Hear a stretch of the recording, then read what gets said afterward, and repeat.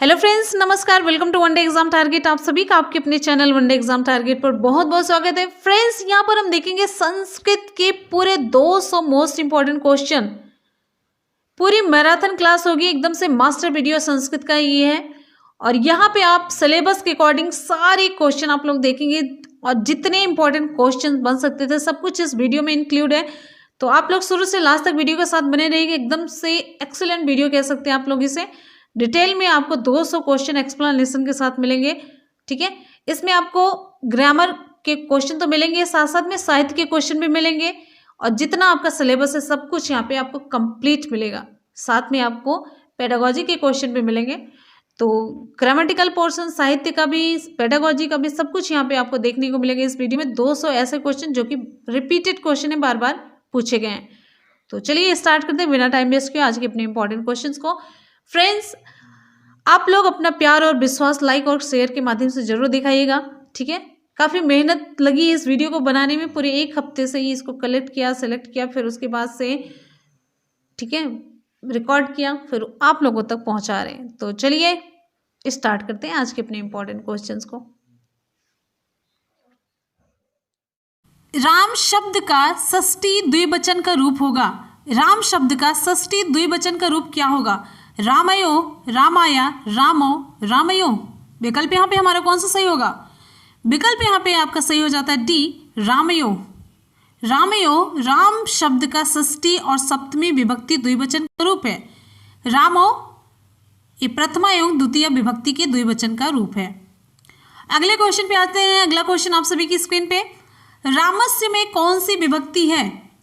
पूछा जा रहा है रामस्य में कौन सी विभक्ति है। विभक्ति पूछा जा रहा है। चतुर्थी एक वचन, चतुर्थी द्विवचन, षष्ठी बहुवचन या षष्ठी एक वचन। विकल्प यहाँ पे आपका सही हो जाता है डी, षष्ठी एक वचन। रामस्य राम शब्द के षष्ठी विभक्ति एक वचन का रूप है। ठीक है, अगले क्वेश्चन पे आते हैं। अगला क्वेश्चन आप सभी की स्क्रीन पे, नेक्स्ट, नर शब्द के षष्ठी विभक्ति और बहुवचन का रूप है, क्या होगा? नाराणाम, नाराणाम, नरेण। यहाँ पे चलिए नाराणाम कर दीजिए, परेशान। विकल्प यहाँ पे आपका कौन सा सही होगा? वेरी गुड, ऑप्शन यहाँ पे आपका सही हो जाता है नाराणाम। नर शब्द के षष्ठी विभक्ति बहुवचन का रूप क्या है? नाराणाम। नरेण तृतीय विभक्ति एक वचन का रूप है। अगले क्वेश्चन पे आ जाते हैं। अगला इंपॉर्टेंट क्वेश्चन आप सभी की स्क्रीन पे, बालक शब्द का षष्ठी बहुवचन का रूप है। बालक शब्द का षष्ठी बहुवचन का रूप क्या होगा? बालके, बालकेभ्य, बालकानाम, बालकात। ऑप्शन यहाँ पे आपका सही हो जाता है सी, बालकानाम। बालक शब्द का अकारांत पुल्लिंग षष्ठी बहुवचन का रूप क्या होगा? बालकानाम होगा। ऑप्शन आपका सही हो जाता है सी। जबकि इसका द्विवचन में क्या होगा? बालकयो। क्या होगा? बालकयो। और एक वचन में बालकस्य। अगले क्वेश्चन पे आ जाते हैं। अगला इंपॉर्टेंट क्वेश्चन आप सभी की स्क्रीन पे, लता शब्द के सप्तमी विभक्ति बहुवचन में रूप होता है। लता शब्द का सप्तमी विभक्ति बहुवचन का रूप क्या होता है? लतासु, लतासु, लतेसु, इनमें से कोई नहीं। विकल्प यहाँ पे हमारा कौन सा सही हो जाता है? इंपॉर्टेंट क्वेश्चन है। ऑप्शन यहाँ पे आपका सही हो जाता है बी, लतासु। लतासु लता शब्द के सप्तमी विभक्ति बहुवचन का रूप है। जितने भी यहाँ पे आपके विभक्ति से रिलेटेड क्वेश्चन है आपको एक लाइन से देखने को मिलेगा। जितने विभक्ति से रिलेटेड इंपॉर्टेंट क्वेश्चन है सब कुछ आपको एक ही साथ मिल जाएगा। ठीक है, अगले क्वेश्चन पे आ जाते हैं। अगला इंपॉर्टेंट क्वेश्चन आप सभी की स्क्रीन पे, मोस्ट इंपॉर्टेंट क्वेश्चन है। पूछा जाता है रमा शब्द का पंचमी विभक्ति का सही रूप क्या है? रमा शब्द का पंचमी विभक्ति का रूप बताना है आपको। तो चार विकल्प आप सभी के सामने, आपको 2 से लेकर 4 सेकंड का टाइम दे देते हैं जिससे आप लोग सही ऑप्शन चूज कर पाएं। तो विकल्प यहाँ पे हमारा कौन सा सही होगा? विकल्प आपका यहाँ पे सही हो जाता है रमाया, रमाभ्याम, रमाभ्य।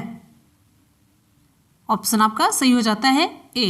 ठीक है, अगले क्वेश्चन पे आ जाते हैं। अगला क्वेश्चन आप सभी की स्क्रीन पे, फल शब्द की तृतीय विभक्ति एक वचन का रूप है। फल, फल शब्द के तृतीय विभक्ति एक वचन का रूप क्या होगा? फलेन, फलय, फलानी, फलान। ऑप्शन यहाँ पे आपका सही हो जाता है फलेन। फल शब्द के रूपों में फलेन तृतीय विभक्ति एक वचन का रूप है, जबकि इसका द्विवचन में क्या है? फलाभ्याम है। क्या है? फला भ्याम। और बहुवचन में क्या है? बहुवचन में फलय। अगले मोस्ट इंपॉर्टेंट क्वेश्चन पे चलते हैं। अगला क्वेश्चन है नपुंसक लिंग पुस्तक। नपुंसक लिंग पुस्तक शब्द का द्वितीय बहुवचन रूप क्या होगा? बहुत ही बढ़िया और इंपॉर्टेंट क्वेश्चन है ये, मार्क कर लीजिए। मोस्ट इंपॉर्टेंट क्वेश्चन की कैटेगरी में इसको रखिए, मार्क करते रहिए। पुस्तकानि, पुस्तकानि, पुस्तकानि, पुस्तकम। विकल्प यहाँ पे हमारा कौन सा सही होगा? विकल्प यहाँ पे आपका सही हो जाता है पुस्तकानि। नपुंसक लिंग पुस्तक शब्द का द्वितीय विभक्ति बहुवचन का रूप पुस्तकानि होगा, जबकि इसका एक वचन में क्या होगा? इसका एक वचन में होगा पुस्तकम। ठीक है, यहाँ पे म है पुस्तकम, और द्विवचन में क्या होगा? पुस्तके। अगले इंपॉर्टेंट क्वेश्चन पे आ जाते हैं। अगला इंपॉर्टेंट क्वेश्चन है वन शब्द का तृतीय विभक्ति एक वचन क्या होगा? वन पूछा जा रहा है, वन शब्द का तृतीय विभक्ति एक वचन क्या होगा? विकल्प आप सभी के सामने है, वनेन, वानेन, वनेन हलंत के साथ वनय। चारों में से कौन सा विकल्प आपका सही होगा? ऑप्शन यहाँ पे आपका सही हो जाता है ए, वनेन। वन शब्द के तृतीय विभक्ति एक वचन का रूप क्या है? वनेन, जबकि इसका द्विवचन में क्या होगा? वनाभ्याम। वनाभ्याम होगा, और बहुवचन में वनय। अगले क्वेश्चन पे आ जाते हैं। अगला क्वेश्चन आप सभी की स्क्रीन पे है। फ्रेंड्स, आप सभी लोग वीडियो को लाइक करते रहिए। आप जितना लाइक करेंगे उतना ही हमें मोटिवेशन मिलता है, तो लाइक ज़रूर करते रहिए, और एक शेयर एक लाइक। ठीक है। मुनि शब्द का तृतीय एक वचन का रूप है। मुनि शब्द का तृतीय एक वचन का रूप क्या है? मुनिन, मुनि, मुनिन, मुनिना। इंपॉर्टेंट क्वेश्चन है, मोस्ट इंपॉर्टेंट, मार्क लगाइए, पूछा जाता है खूब। ऑप्शन यहाँ पे आपका सही हो जाता है डी, मुनिना। मुनि शब्द का तृतीय विभक्ति एक वचन का रूप क्या है? मुनिना है, जबकि इसका द्विवचन में क्या रूप होगा? मुनिभ्याम, और बहुवचन में मुनिभि। बहुवचन में पूछा जाता है मुनिभि। ध्यान से देख लीजिए कैसे लिखा जाएगा, मुनिभि, ये है। नेक्स्ट इंपॉर्टेंट क्वेश्चन पे आ जाते हैं। मुने शब्द रूप का विभक्ति वचन है। मुने शब्द रूप का विभक्ति वचन कौन सा है? पंचमी एक वचन, षष्ठी एक वचन, ए और बी दोनों, या इनमें से कोई नहीं? ऑप्शन यहाँ पे हमारा कौन सा सही होगा? ये मोस्ट इंपॉर्टेंट क्वेश्चन है, ध्यान दीजिएगा। तो यहाँ पे विकल्प आपका सही हो जाता है सी, ए और बी दोनों। ये पंचमी एक वचन में भी है और षष्ठी एक वचन में भी यही है। बात समझ में आ रही है? इसलिए क्वेश्चन इंपॉर्टेंट है। अगले क्वेश्चन पे आ जाते हैं। अगला इंपॉर्टेंट क्वेश्चन, पति शब्द का तृतीय एक वचन का रूप क्या होगा? पति शब्द का तृतीय एक वचन का रूप क्या होगा? विकल्प आप सभी के सामने, पत्या, पात्या, पतिया, पतिया। विकल्प कौन सा सही होगा हमारा? ऑप्शन यहाँ पे आपका सही हो जाता है पत्या। पति शब्द का तृतीय विभक्ति एक वचन का रूप क्या होगा? पत्या, जबकि इसका द्विवचन में क्या है? पतिभ्याम, और बहुवचन में क्या होगा? पतिभि। क्लियर? अगले क्वेश्चन पे आ जाते हैं। अगला इंपॉर्टेंट क्वेश्चन आप सभी की स्क्रीन पे, बहुत ध्यान से देखते रहिएगा, सब कुछ आपका इस वीडियो में कवर होने वाला है।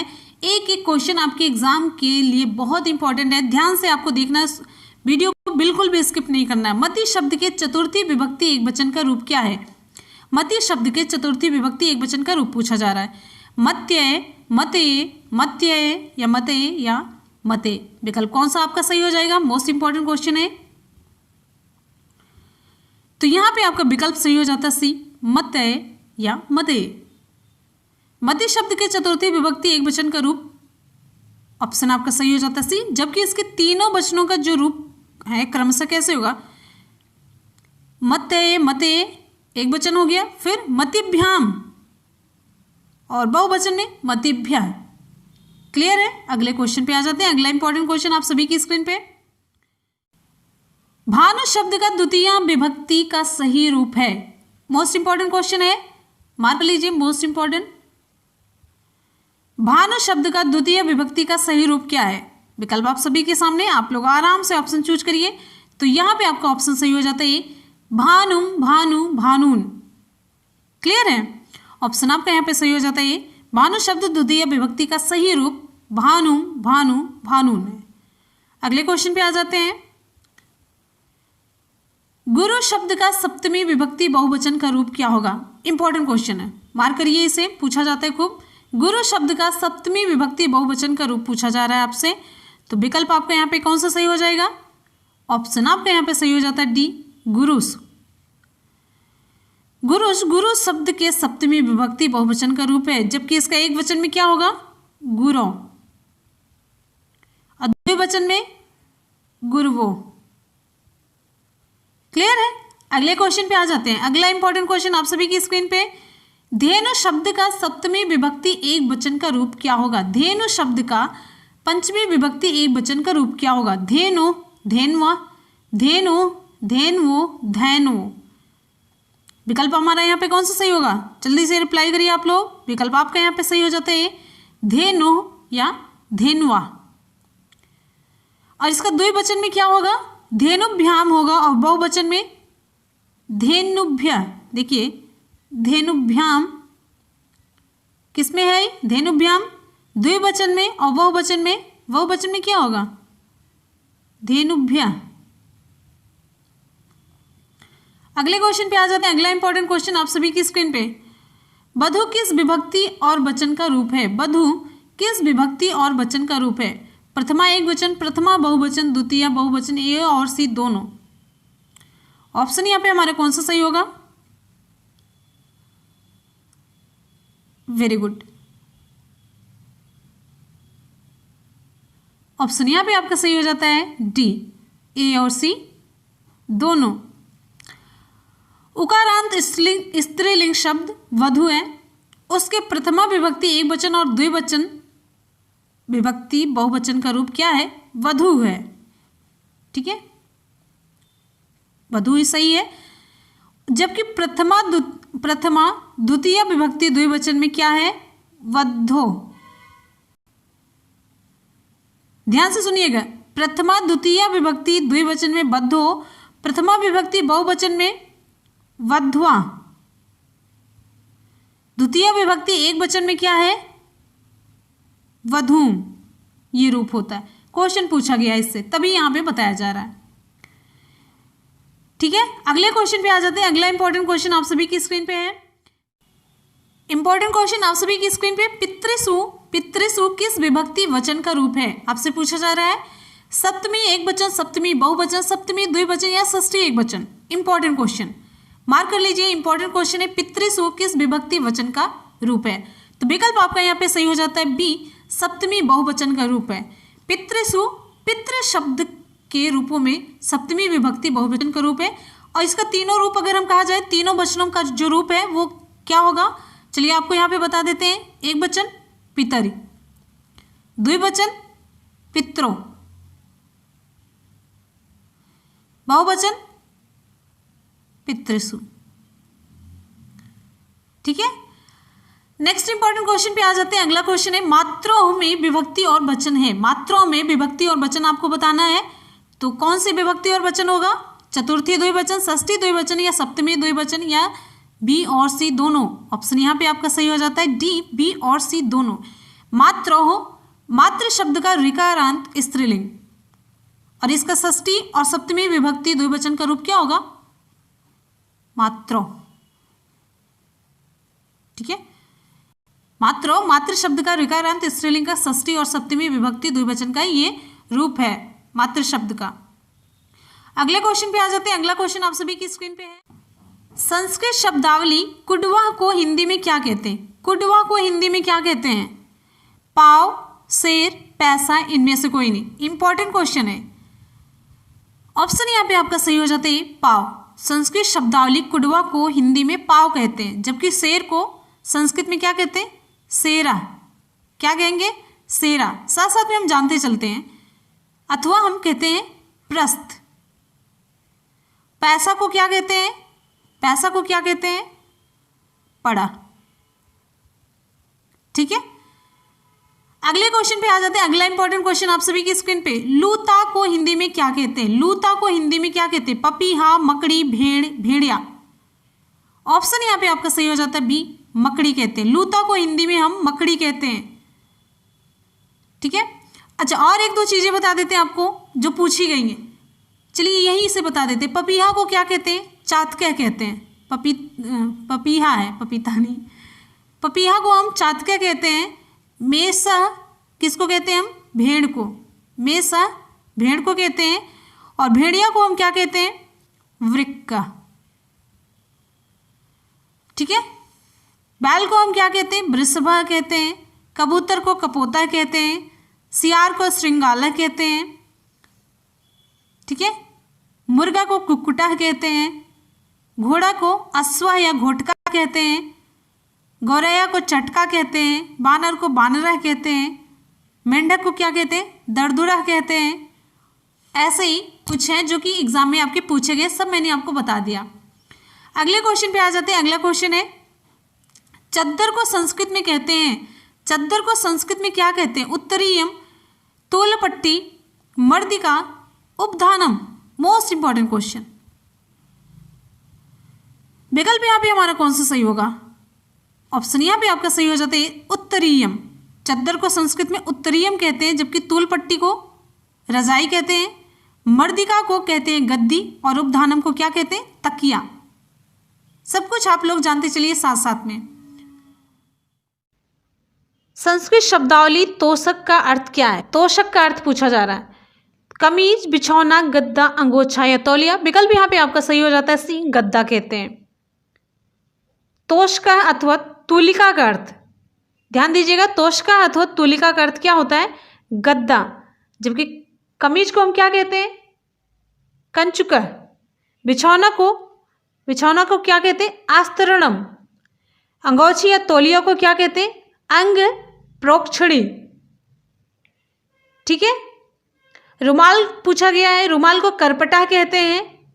पगड़ी को क्या कहते हैं? उषड़ीशा कहते हैं, उषड़ीशा कहते हैं। ठीक है। अगले क्वेश्चन, साड़ी को पूछा गया, साड़ी का शटिका, शटिका। ठीक है। अगले क्वेश्चन की तरफ आ जाते हैं। अगला क्वेश्चन आप सभी की स्क्रीन पे,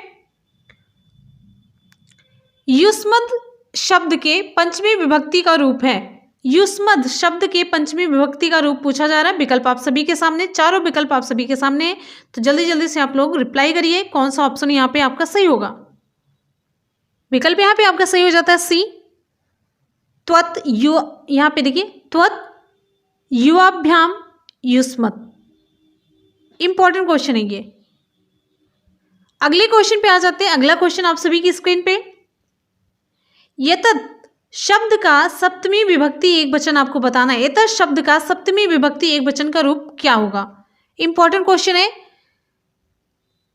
ऑप्शन यहाँ पे आपका सही हो जाता है एतस्मिन।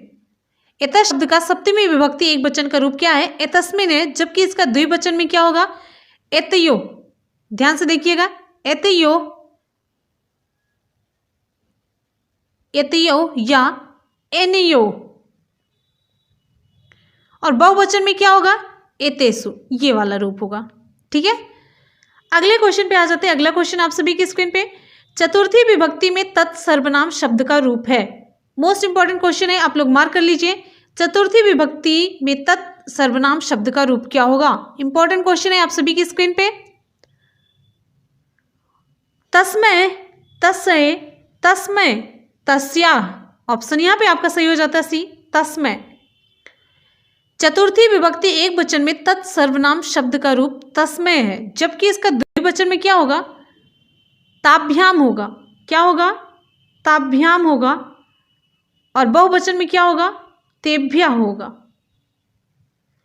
अगले क्वेश्चन पे आ जाते हैं। अगला इंपॉर्टेंट क्वेश्चन आप सभी की स्क्रीन पे, सर्व शब्द पुल्लिंग का चतुर्थी एक वचन में रूप क्या होगा? इंपॉर्टेंट क्वेश्चन है, most important question, most important. आप लोग मार्क कर लीजिए यहाँ पे, सर्व शब्द पुल्लिंग का चतुर्थी एक वचन में रूप क्या होगा? ऑप्शन यहाँ पे आपका सही हो जाता है सर्वस्मय। ठीक है। जबकि हाँ, सर्वस्मय हो गया। सर्वस्मात्, यहाँ पे देखिए, सर्वस्मात् पंचमी विभक्ति एक वचन, और सर्वस्य ये क्या है? षष्ठी विभक्ति एक वचन का रूप है। अगले क्वेश्चन पे आ जाते हैं। अगला क्वेश्चन है, सर्वस्मात् ये पंचमी विभक्ति एक वचन, सर्वस्य षष्ठी विभक्ति एक वचन का रूप है। अगले इंपॉर्टेंट क्वेश्चन पे आ जाते हैं, किम सर्वनाम का षष्ठी विभक्ति द्विवचन का रूप क्या होगा? किम सर्वनाम का षष्ठी विभक्ति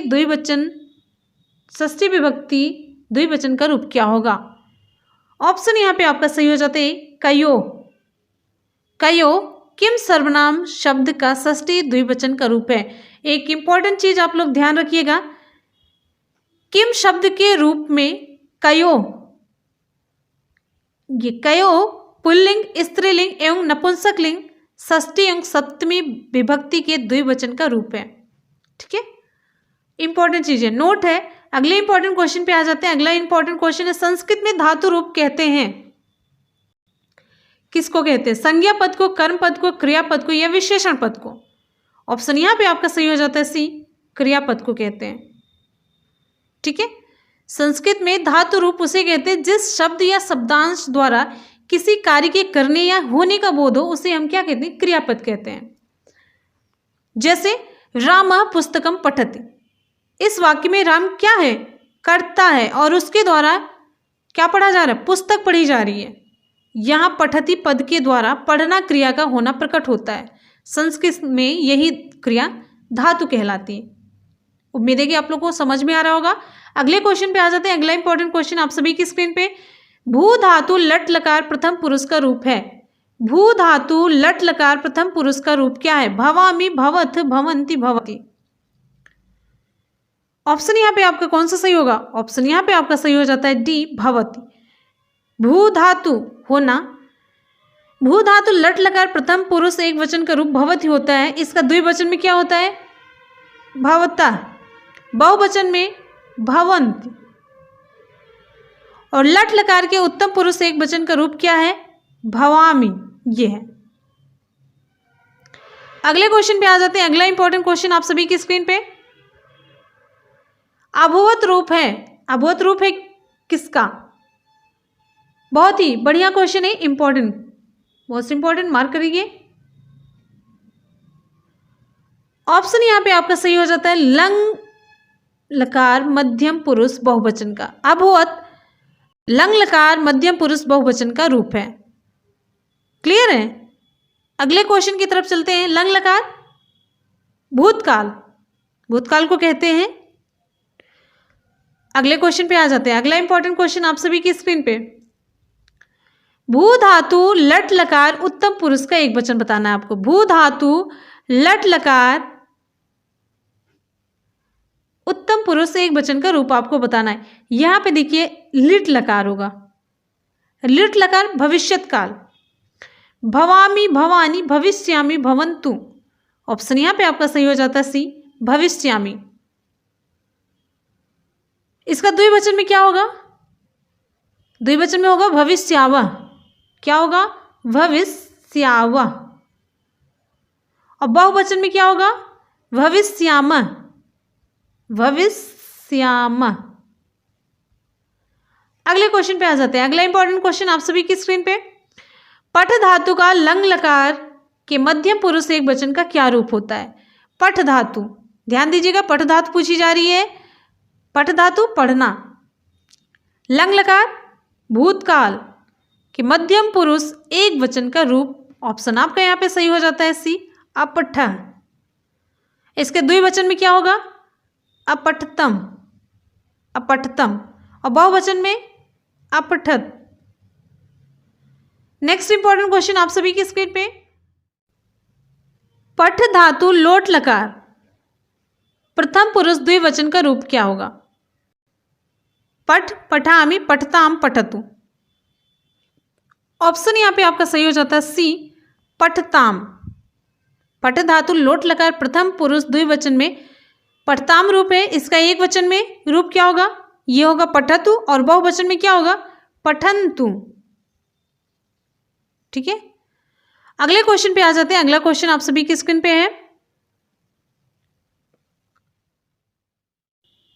गम धातु का लंग लकार उत्तम पुरुष बहुवचन में रूप होगा। क्या रूप होगा? गच्छाम, आगच्छन्ति, गम्यमान, अगच्छाम। विकल्प यहाँ पे हमारा कौन सा सही होगा? विकल्प यहाँ पे आपका सही हो जाता है डी, अगच्छाम। गम धातु का लंग लकार उत्तम पुरुष बहुवचन में अगच्छाम रूप होता है, और इसका एक वचन में अगच्छम, अगच्छम, और द्विवचन में अगच्छाव। नेक्स्ट इंपॉर्टेंट क्वेश्चन पे आ जाते हैं। नेक्स्ट है, गमिष्यसि गम धातु के किस लकार का रूप है? गमिष्यसि गम धातु के किस लकार का रूप है? लिट लकार, लंग लकार, लोट लकार, लट लकार। ऑप्शन हमारे यहाँ पे कौन सा सही होगा? आप लोग जल्दी से रिप्लाई करिए। तो यहाँ पे हमारा ऑप्शन सही हो जाता है ए, लिट लकार। गमिष्यस गम धातु के लिट लकार। लिट लकार भविष्यत काल के मध्यम पुरुष एक वचन का रूप है और इसके तीनों रूप और वचन कैसे चलते हैं आप देखिएगा। एक वचन, द्विवचन, बहुवचन बताएंगे, साथ साथ में प्रथम पुरुष, मध्यम पुरुष और उत्तम पुरुष बताएंगे। यानी कि आप देखिए प्रथम पुरुष, एक वचन, द्विवचन और बहुवचन का रूप क्या होगा? गमिष्यत, गमिष्य, यहाँ पे गमिष्यत, गमिष्यतः, गमिष्यन्ति होगा। फिर मध्यम पुरुष, एक वचन, द्विवचन और बहुवचन का रूप क्रमशः क्या होगा? गमिष्यसि, गमिष्यथः, गमिष्यथ। फिर उत्तम पुरुष का एक वचन, द्विवचन और बहुवचन, गमिष्यामि, गमिष्यावः, गमिष्यामः। ऐसे रूप इसका चलता है। अगले क्वेश्चन पे आ जाते हैं। अगला इंपॉर्टेंट क्वेश्चन है, दृश्य धातु का लिट लकार प्रथम पुरुष एक वचन में रूप क्या होगा? दृश्य धातु के बारे में पूछा जा रहा है। चलिए अगले क्वेश्चन पे आ जाते हैं। आप लोग जल्दी से आ जाइए। आप लोग विकल्प यहाँ पे हमारा कौन सा सही होगा? ऑप्शन यहाँ पे आपका सही हो जाता है बी, द्रक्ष्यति। ऑप्शन बी सही हो जाता है, द्रक्ष्यति। अगले क्वेश्चन पे आ जाते हैं। अगला क्वेश्चन है, चलिए यहां पे आपका पूछा जा रहा है एक वचन, तो द्रक्ष्यति होगा। इसका द्विवचन में क्या होगा? द्रक्ष्यतः। और बहुवचन में द्रक्ष्यन्ति। अगले इंपॉर्टेंट क्वेश्चन पे आ जाते हैं। अगला इंपॉर्टेंट क्वेश्चन है, पिबसी लट लकार के किस धातु का रूप है? पिबसी लट लकार के किस धातु का रूप है? मोस्ट इंपॉर्टेंट क्वेश्चन है। तो आप सभी की स्क्रीन पे क्वेश्चन है। ऑप्शन आपका यहाँ पे सही हो जाता है पा। किस धातु का? पा धातु का।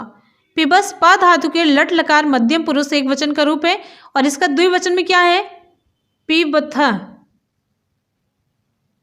और बहुवचन में पिबथ। नेक्स्ट इंपॉर्टेंट क्वेश्चन है, वद धातु की विधिलिंग मध्यम पुरुष द्विवचन का रूप क्या होता है? वद धातु, चलिए जल्दी से आप लोग रिप्लाई करिए। वदेयम, वदेत, वदेह, वदेतम। ऑप्शन यहाँ पे आपका सही हो जाता है डी, वदेतम। वद धातु की विधिलिंग लकार मध्यम पुरुष द्विवचन का रूप वदेतम है। इसके मध्यम पुरुष एक वचन का रूप क्या होगा? वदे। और बहुवचन का रूप वदेत। ठीक है। वदेयम जो होता है वो विधिलिंग लकार प्रथम पुरुष एक वचन का रूप है, जबकि जो वदेव है वदेव उत्तम पुरुष द्विवचन का और वदेम बहुवचन का रूप है। अगले क्वेश्चन पे आ जाते हैं। अगला इंपॉर्टेंट क्वेश्चन है, दा धातु के लोट लकार के प्रथम पुरुष एक वचन का रूप होता है। क्या होता है? ददातु, दत्तात, देह दत्तात, ददत या दत्त। ऑप्शन आपका यहाँ पे सही हो जाता है ददातु या दत्तात। दा धातु के लोट लकार के प्रथम पुरुष एक वचन में ददातु अथवा दत्तात, द्विवचन में क्या प्रयोग होता है? दत्ताम। बहुवचन में ददत। ये रूप प्रयोग होता है। पुतली का संस्कृत में अर्थ क्या होगा? कनिष्ठिका, कनीनिका, दंतपाली, सीमंतम। ऑप्शन यहाँ पे आपका सही हो जाता है बी, कनीनिका। पुतली का संस्कृत में अर्थ कनीनिका है। दंतपाली किसको कहते हैं? मसूड़े को कहते हैं। सीमंतम मांग को कहते हैं और कनिष्ठिका छोटी उंगली को कहते हैं। विद्यालयम परितः उद्यानम अस्ति। इस वाक्य में परितः है संज्ञा, अव्यय, उपसर्ग, द्वितीय विभक्ति। ऑप्शन यहाँ पे आपका सही हो जाता है बी, अव्यय। इस वाक्य में परितः यानी कि चारों ओर अव्यय है, जिसका अर्थ है विद्यालय के चारों ओर क्या है? बगीचा है। अगले क्वेश्चन पे आ जाते हैं। अगला, भानुदेय का संधि विच्छेद क्या है? भानुदेय का संधि विच्छेद, सही संधि विच्छेद आपको चूज करना है। विकल्प आप सभी के सामने ए, बी, सी और डी। तो विकल्प यहाँ पे आपका कौन सा सही हो जाता है? ऑप्शन आपका यहाँ पे सही हो जाता है भानुधन उदया। भानुदेय का सही संधि विच्छेद ऑप्शन आपका सही हो जाता है। ये कौन सी संधि है? दीर्घ स्वर संधि है, जब अक यानी कि आ ई उ री के बाद समान ह्रस्व या दीर्घ स्वर आए तो दोनों के स्थान पर क्या हो जाता है? दीर्घ आ ई उ री ये हो जाते हैं। ठीक है, अगले क्वेश्चन की तरफ चलते हैं। लघुर्मी पूछा जाता है, लघुधन उर्मी। ठीक है, ये खूब पूछा जाता है लघुर्मी, तो इसमें भी आपका दीर्घ स्वर संधि है। लघुर्मी का संधि विच्छेद क्या होगा? लघुधन लघुधन उर्मी।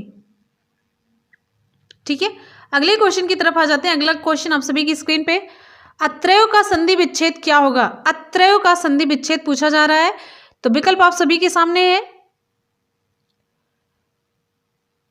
आराम से ध्यान से देख लीजिए। आप लोगों को 2 से लेकर 4 सेकंड का टाइम देंगे। चलिए, विकल्प यहां पे आपका सही हो जाता है ए, अत्र धन एव। अत्रय का सही संधि विच्छेद अत्र धन एव होगा। यदि अ या आ के बाद, आ या आ के बाद ए या ए हो तो दोनों के स्थान पर क्या हो जाता है? ए हो जाता है। बात समझ में आ रही है? अत्रय अत्र धन एव। ठीक है, सदैव सदा धन एव। और क्या पूछा जाता है? एकाएकम पूछा जाता है, एक धन एकम। ठीक है, अगले क्वेश्चन की तरफ चलते हैं। अगला क्वेश्चन आप सभी की स्क्रीन पे, वनौषधि में संधि है, वनौषधि में कौन सी संधि होगी? बहुत ही बढ़िया क्वेश्चन, इंपॉर्टेंट क्वेश्चन है। वनौषधि में कौन सी संधि होगी? Most important. विकल्प आप सभी के सामने है, तो ऑप्शन यहां पे आपका सही हो जाता है सी, वृद्धि संधि है। इसका संधि विच्छेद क्या होगा? वन धन औषधि।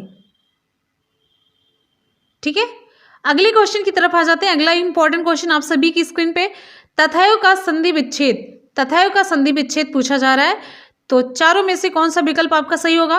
तथैव का संधि विच्छेद क्या होगा? ऑप्शन यहां पे आपका सही हो जाता है सी, तथा धन एव। इसमें कौन सी संधि है? आपको संधि बताना है, कमेंट सेक्शन में कमेंट करके आप तुरंत बताइए संधि इसमें कौन सी होगी। वृद्धि स्वर संधि, अयादि स्वर संधि, गुण स्वर संधि, दीर्घ स्वर संधि। विकल्प आपको मैंने 4 दे दिया। अगले क्वेश्चन की तरफ आ जाते हैं। अगला क्वेश्चन है, इको यणच, इको यणच किस संधि का सूत्र है? यण दीर्घ वृद्धि गुण। विकल्प यहां पे हमारा कौन सा सही होगा? बहुत ही बढ़िया और इंपॉर्टेंट क्वेश्चन है, आप सभी की स्क्रीन पे जल्दी से आप लोग रिप्लाई करिए। तो ऑप्शन यहां पे आपका सही हो जाता है ए, यण संधि का। यण संधि का सूत्र इको यणच।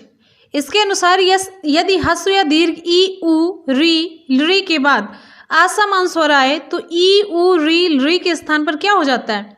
य व र ल ये हो जाता है, उसे कहते हैं हम यण संधि।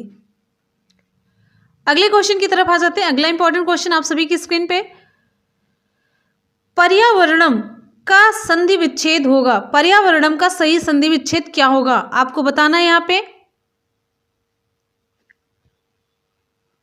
ऑप्शन यहाँ पे हमारा कौन सा सही हो जाएगा? पर्यावरणम का सही संधि विच्छेद ऑप्शन आपका यहाँ पे सही हो जाता है सी, परिधन आवरणम।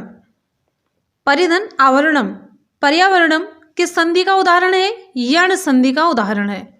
अगले क्वेश्चन की तरफ आ जाते हैं। अगला इंपॉर्टेंट क्वेश्चन आप सभी की स्क्रीन पे, मोस्ट इंपॉर्टेंट है, यण संधि होगी जब, यण संधि कब होगी? जब आ और ई मिलते हैं, या फिर ई और ई, आ और ए, ई और अ। ऑप्शन आपका यहाँ पे सही हो जाता है कौन सा? ऑप्शन सही हो जाएगा आपका यहाँ पे डी, यण संधि होगी जब ई और आ होगा, ई और आ जुड़ेगा। इको यणच सूत्र के अनुसार अभी मैंने आपको बताया, जब ह्रस्व या दीर्घ ई उ री के बाद असमान स्वर आए तो ई उ री के स्थान पर क्या हो जाता है? या व रा ला, तो उसे यण संधि कहते हैं। जैसे यण संधि में एग्जाम्पल को पूछा जाता है, इत्यादि का संधि विच्छेद, इत्यादि का सही संधि विच्छेद इति धन आदि। ठीक है, यद्यपि पूछा जाता है, यद्यप यदि धन अपि। ठीक है, अभ्युदय पूछा जाता है, अभिधन, उदया। ठीक है, अगले क्वेश्चन पे आ जाते हैं। अगला क्वेश्चन है पित्राज्ञा में संधि है, पित्राज्ञा में संधि कौन सी है? विकल्प यण, गुण, दीर्घ, अयादि। ऑप्शन आपका यहाँ पे सही हो जाता है ए, यण संधि। इसका संधि विच्छेद क्या होगा? पितृधन आज्ञा। अगले क्वेश्चन पे आ जाते हैं। अगला मोस्ट इंपॉर्टेंट क्वेश्चन आप सभी की स्क्रीन पे, यहाँ पे देखिए, लृ में संधि होने पर बनता है, लृ में संधि होने पर, एक मिनट यहाँ पे जुड़ना चाहिए कुछ, लृ में यहाँ पे देखिए प्लस अकार, लृ प्लस अकार में संधि होने पर बनता है, क्या बनता है? ऑप्शन यहाँ पे आपका सही हो जाता है लकारह बनता है। री प्लस अकारा में संधि होने पर ये लकारह बनेगा। लकारा में कौन सी संधि है? यण संधि। नेक्स्ट क्वेश्चन पे आ जाते हैं। नेक्स्ट हमारा इंपॉर्टेंट क्वेश्चन है पावका का संधि विच्छेद। आपको पावका का संधि विच्छेद बताना है, इंपॉर्टेंट क्वेश्चन है, ये क्वेश्चन खूब पूछा जाता है। विकल्प यहाँ पे हमारा कौन सा सही होगा? मोस्ट इंपॉर्टेंट क्वेश्चन, आप लोग मार्क लगा लीजिए। पावका का संधि विच्छेद, विकल्प यहाँ पे आपका सही हो जाता है बी, पौ धन अका। पावका में कौन सी संधि है आपको बताना है, चलिए हम बता देते हैं यहाँ पे अयादि संधि। नेक्स्ट इंपॉर्टेंट क्वेश्चन पे आ जाते हैं। नयन शब्द का संधि विच्छेद होगा, इंपॉर्टेंट, जो बार बार रिपीट किए गए वही क्वेश्चन हमने यहाँ पे लिए हैं और उससे भी ज्यादा जो इंपॉर्टेंट है आपको बताते चलते हैं। नयन शब्द का संधि विच्छेद क्या होगा? ऑप्शन यहाँ पे आपका सही हो जाता है सी, ने धन अन। नयन में कौन सी संधि है? अयादि संधि, ध्यान दीजिएगा। नेक्स्ट इंपॉर्टेंट क्वेश्चन आप सभी की स्क्रीन पे, भवति का संधि विच्छेद क्या होगा? भवति का संधि विच्छेद आपसे पूछा जा रहा है, तो क्या होगा भवति का संधि विच्छेद? विकल्प यहाँ पे आपका सही हो जाता है बी, भो धन अति। बहुत में कौन सी संधि है? अयादि, इंपॉर्टेंट। अगला मोस्ट इंपॉर्टेंट क्वेश्चन है नायिका का संधि विच्छेद आपको बताना है। ये सारे क्वेश्चन मोस्ट इंपॉर्टेंट है, सारे रिपीट किए हुए क्वेश्चन, बहुत रिपीट किए जाते हैं ये सभी। नायिका का सही संधि विच्छेद, ऑप्शन आपका यहाँ पे सही हो जाता है डी, नय धन अका। नय धन अका, यदि अ के बाद कोई स्वर हो तो उसके स्थान पर क्या हो जाता है? आय हो जाता है। जैसे गैधन अका, गायिका का भी पूछा जाता है, गैधन अका, गैधन अका क्या हो जाएगा? गायिका। अगले क्वेश्चन पे आ जाते हैं। नेक्स्ट इंपॉर्टेंट क्वेश्चन है हल संधि होती है जब, ऑप्शन यहाँ पे आपका कौन सा सही होगा? स्वर के बाद व्यंजन आए, या स्वर के बाद स्वर आए, या व्यंजन के बाद व्यंजन आए, या इनमें से कोई नहीं। तो विकल्प आपका यहाँ पे सही हो जाता है सी, व्यंजन के बाद व्यंजन आए, यानी कि व्यंजन वर्ण के साथ व्यंजन वर्ण के मेल को व्यंजन या हल संधि कहते हैं। ऑप्शन यहाँ पे आपका सही हो जाता है सी। नेक्स्ट इंपॉर्टेंट क्वेश्चन पे आ जाते हैं। अगला क्वेश्चन आप सभी की स्क्रीन पे, सच्चित का संधि उदाहरण। जो सच्चित है किस संधि का उदाहरण है आपको बताना है? स्वर संधि, व्यंजन संधि, या ए और बी दोनों, या विसर्ग संधि। विकल्प यहाँ पे आपका सही हो जाता है बी, व्यंजन संधि है।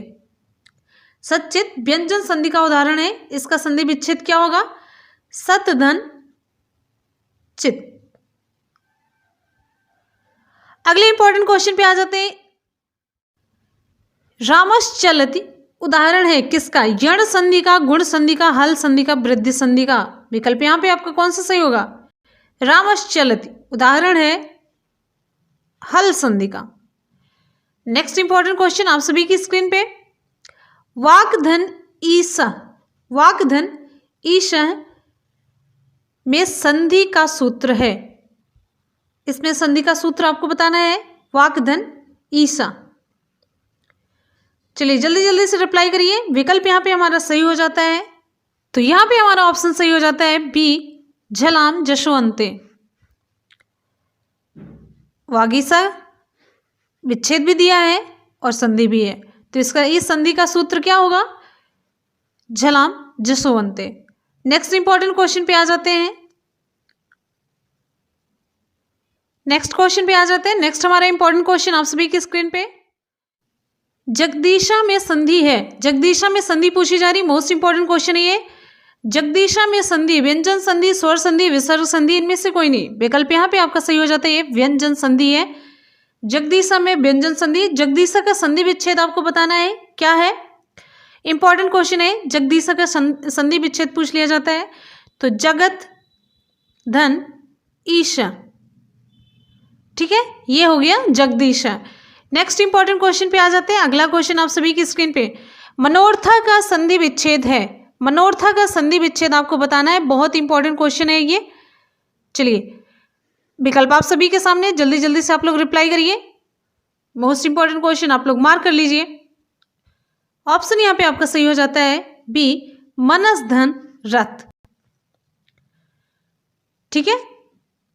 अगले क्वेश्चन पे आ जाते हैं। मनस धन रथ, ये मनोरथा का सही संधि विच्छेद है।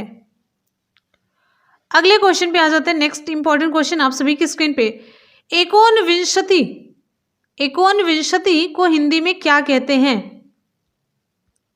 ऑप्शन यहाँ पे आपका सही हो जाता है 120, 21, 20, 19। ऑप्शन यहाँ पे आपका सही हो जाता है डी 19। एकोनविंशति, इसको उनविंशति भी कहते हैं।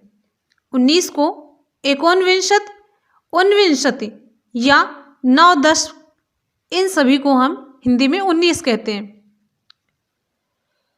अब 21 को संस्कृत में क्या कहते हैं? एकविंशति। और 20 को क्या कहते हैं? विंशति। एकोनविंशति, विंशति में एक नहीं है, तो इस तरीके से ये 19 हो गया। उनविंशति और 9, 10, ये सभी को हम 19 कहते हैं। अगला क्वेश्चन आप सभी की स्क्रीन पे है। अष्टाविंशति शब्द का क्या अर्थ है? 18, 38, 28, 48। मोस्ट इंपॉर्टेंट क्वेश्चन है। तो यहाँ पे ऑप्शन हमारा कौन सा सही हो जाएगा? सी ऑप्शन सही हो जाता है 28, 28। 18 को क्या कहते हैं? अष्टादश कहते हैं। 38 को क्या कहेंगे? 38 को, वेरी गुड, अष्टात्रिंशत कहते हैं। अष्टात्रिंशत कहते हैं। और 48 को अष्टाचत्वारिंशत कहते हैं, ठीक है। अगले क्वेश्चन की तरफ चलते हैं। अगला क्वेश्चन आप सभी की स्क्रीन पे, एकोनसप्तति, एकोनसप्तति कौन सी संख्या है? आप सभी जान गए होंगे एकोनसप्तति, वेरी गुड। 79, यहाँ पे देखिए 79, 71, 70, 69। तो जैसा कि अभी मैंने बताया एकोनसप्तति, 70 में एक नहीं, यानी कि ये ऑप्शन आपका सही हो जाता है डी 69, ठीक है। नेक्स्ट इंपॉर्टेंट क्वेश्चन पे आ जाते हैं। नेक्स्ट इंपॉर्टेंट क्वेश्चन आप सभी की स्क्रीन पे, 80 की संख्या को संस्कृत में क्या कहते हैं? 80 की जो संख्या है उसे संस्कृत में हम क्या कहते हैं? वेरी गुड, ऑप्शन आपके सामने है, देखिए ध्यान से आप लोग ऑप्शन पढ़िए। तो यहां पे आपका ऑप्शन सही हो जाता है ए, अशीति। 80 की संख्या को संस्कृत में अशीति कहते हैं। अष्टादश को क्या कहेंगे? 18। अष्टाविंशति को 28 और अष्टाशीति को क्या कहते हैं? 88। नेक्स्ट इंपॉर्टेंट क्वेश्चन की तरफ आ जाते हैं। नेक्स्ट है चतुर्शीति किसे कहते हैं? चतुर्शीति किसे कहते हैं? 24, 84, 48, 480। विकल्प यहां पे आपका सही हो जाता है बी 84, ठीक है। 48 को क्या कहते हैं? आप लोग कमेंट करके बताएंगे। नेक्स्ट इंपॉर्टेंट क्वेश्चन है 99 का संस्कृत शब्दात्मक रूप होगा। 99 का आपको बताना है यहाँ पे 99। ऑप्शन यहाँ पे आपका सही हो जाता है 99, 99, ठीक है। 93 को क्या कहते हैं? 93। 98 को क्या कहते हैं? 98। और 90 को क्या कहते हैं? 90। नेक्स्ट इंपॉर्टेंट क्वेश्चन है, नेक्स्ट है संस्कृत में 10,000 होगा अयुतम, युतम, सहस्त्रम, लक्षम। ऑप्शन यहाँ पे आपका सही हो जाता है अयुतम। संस्कृत में 10,000 को क्या कहते हैं? अयुतम कहते हैं। सहस्त्रम को कहते हैं 1,000, लक्षम को कहते हैं 1,00,000। नेक्स्ट इंपॉर्टेंट क्वेश्चन है संस्कृत में कितने लिंग होते हैं? आपको बताना है संस्कृत में लिंग कितने होते हैं, 2, 3, 4 या 1। बहुत ही आसान सा इंपॉर्टेंट क्वेश्चन है, अब इसमें किसी को गलती नहीं करनी चाहिए। वेरी गुड, चलिए वेट कर लेते हैं।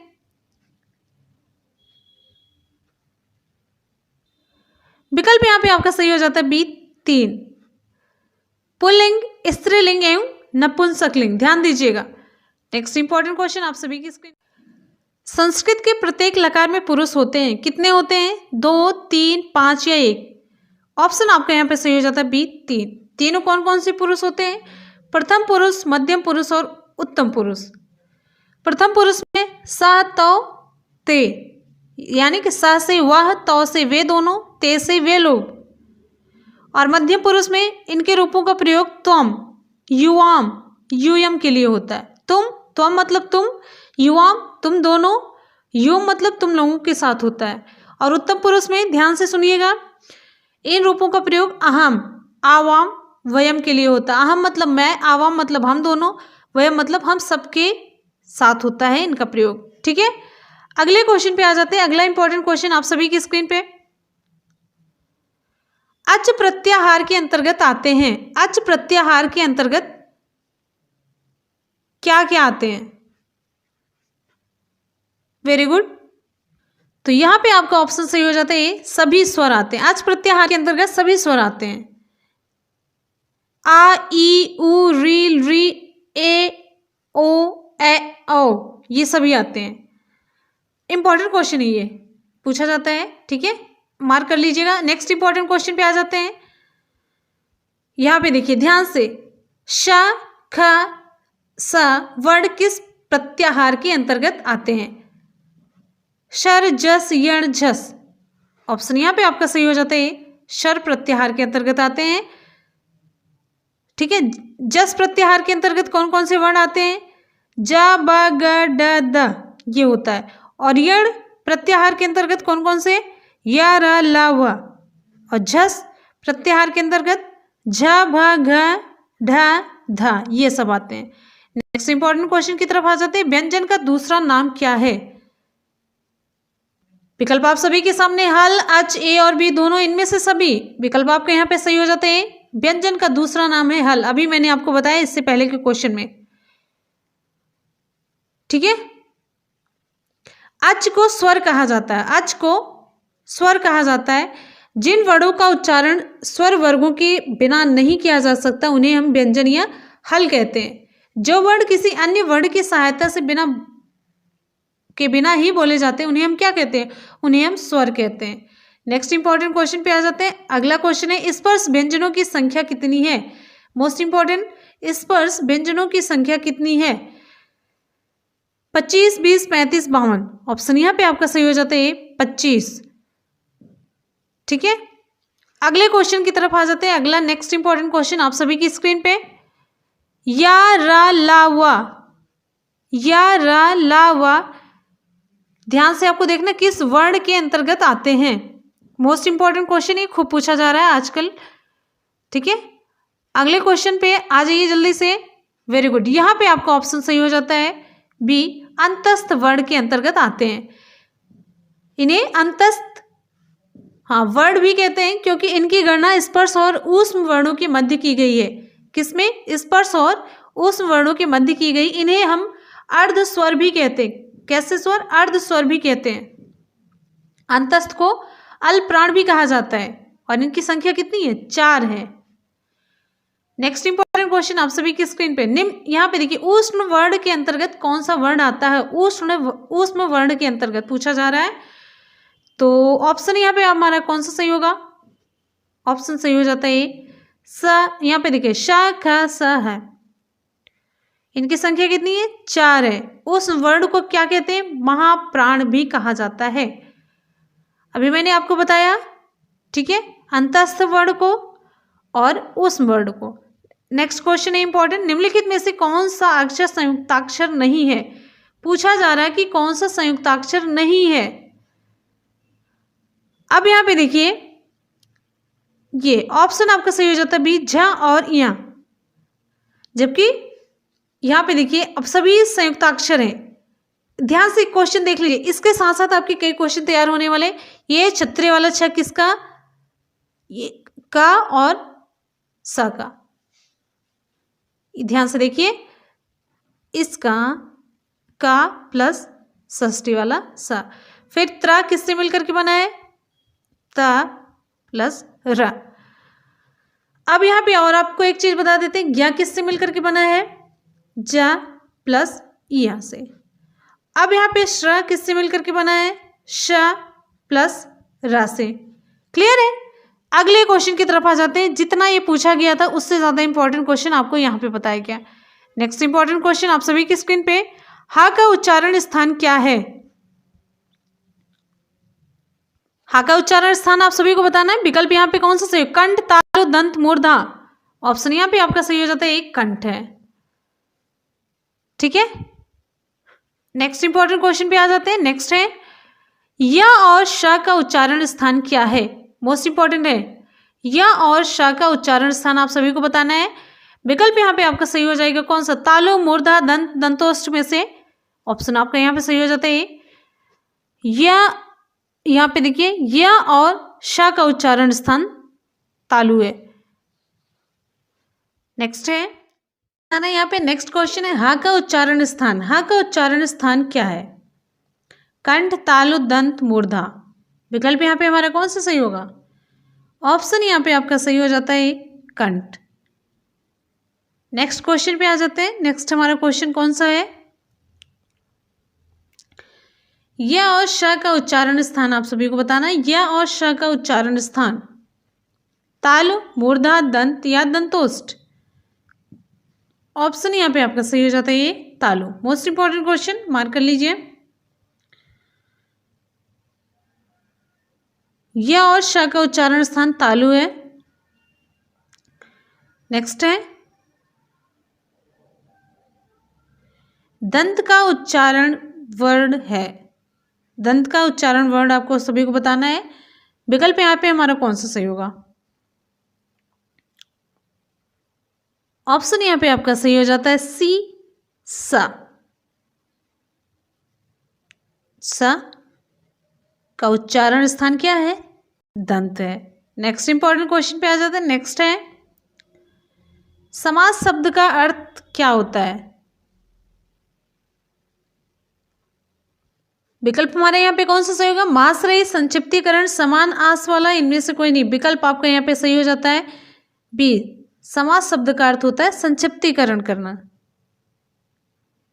नेक्स्ट इंपॉर्टेंट क्वेश्चन आप सभी की स्क्रीन पे, समास की प्रक्रिया होती है दो वर्णों के बीच या दो पदों के बीच या दो वाक्यों के बीच या एक वर्ण और एक पद के बीच।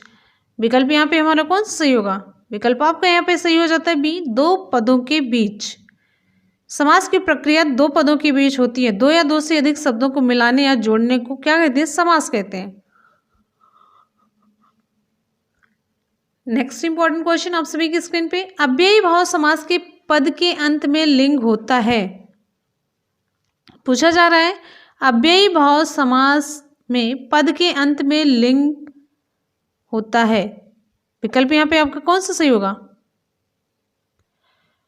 चलिए, विकल्प आपका यहाँ पे सही हो जाता है, ऑप्शन यहाँ पे आपका सही हो जाता है नपुंसकलिंग। अव्ययी भाव समास के पद के अंत में नपुंसकलिंग होता है। इस समास में पहला पद अव्यय होने के साथ ही साथ प्रधान भी होता है। समास होने पर समस्त पद क्या बन जाता है? अव्यय बन जाता है और नपुंसकलिंग एक वचन में प्रयुक्त होता है। ऑप्शन यहाँ पे आपका सही हो जाता है। नेक्स्ट क्वेश्चन पे आ जाता है। नेक्स्ट है, अधिहरि में समास है। अधिहरि में समास है, कौन सा समास है?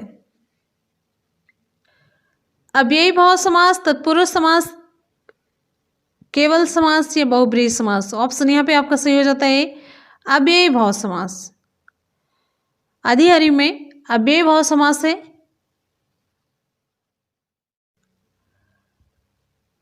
नेक्स्ट है अनुविष्णु समस्त पद का विग्रह होगा। अनुविष्णु विकल्प यहाँ पे हमारा कौन सा सही होगा? ऑप्शन यहाँ पे आपका सही हो जाता है अनुविष्णुओ, विष्णु पश्चात, अनुगर्ता विष्णु या विष्णु ऋतुयाई। ऑप्शन यहाँ पे आपका सही हो जाता है बी विष्णु पश्चात, यानी कि विष्णु के पीछे। ये अव्ययी भाव समास का उदाहरण है।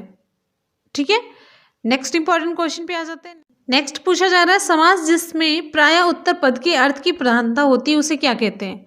उसे हम कहते हैं अव्ययी भाव, द्विगु, द्वंद्व, तत्पुरुष। ऑप्शन यहाँ पे आपका कौन सा सही होगा? उत्तर पद की प्रधानता हो, बाद वाले पद की। ऑप्शन यहाँ पे आपका सही हो जाता है डी तत्पुरुष समास। जिस समास में प्रायः उत्तर पद के अर्थ की प्रधानता होती है उसे तत्पुरुष समास कहते हैं। जैसे राजपुरुष,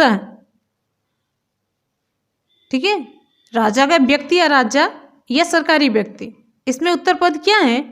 पुरुष का अर्थ प्रधान है। राजपुरुष राजा का व्यक्ति, तो यहां पे हो गया आपका तत्पुरुष समास। नेक्स्ट इंपॉर्टेंट क्वेश्चन पे आ जाते हैं। नेक्स्ट है कृष्णाश्रिता। कृष्णाश्रिता में समास पूछा जा रहा है, आपको बताना है। ठीक है, चलिए जल्दी जल्दी से बताइए। अव्ययी भाव समास, तत्पुरुष समास, द्वंद्व या बहुब्रीहि। विकल्प आपके यहाँ पे सही हो जाता है बी तत्पुरुष समास। इसमें द्वितीय तत्पुरुष समास है। ठीक है,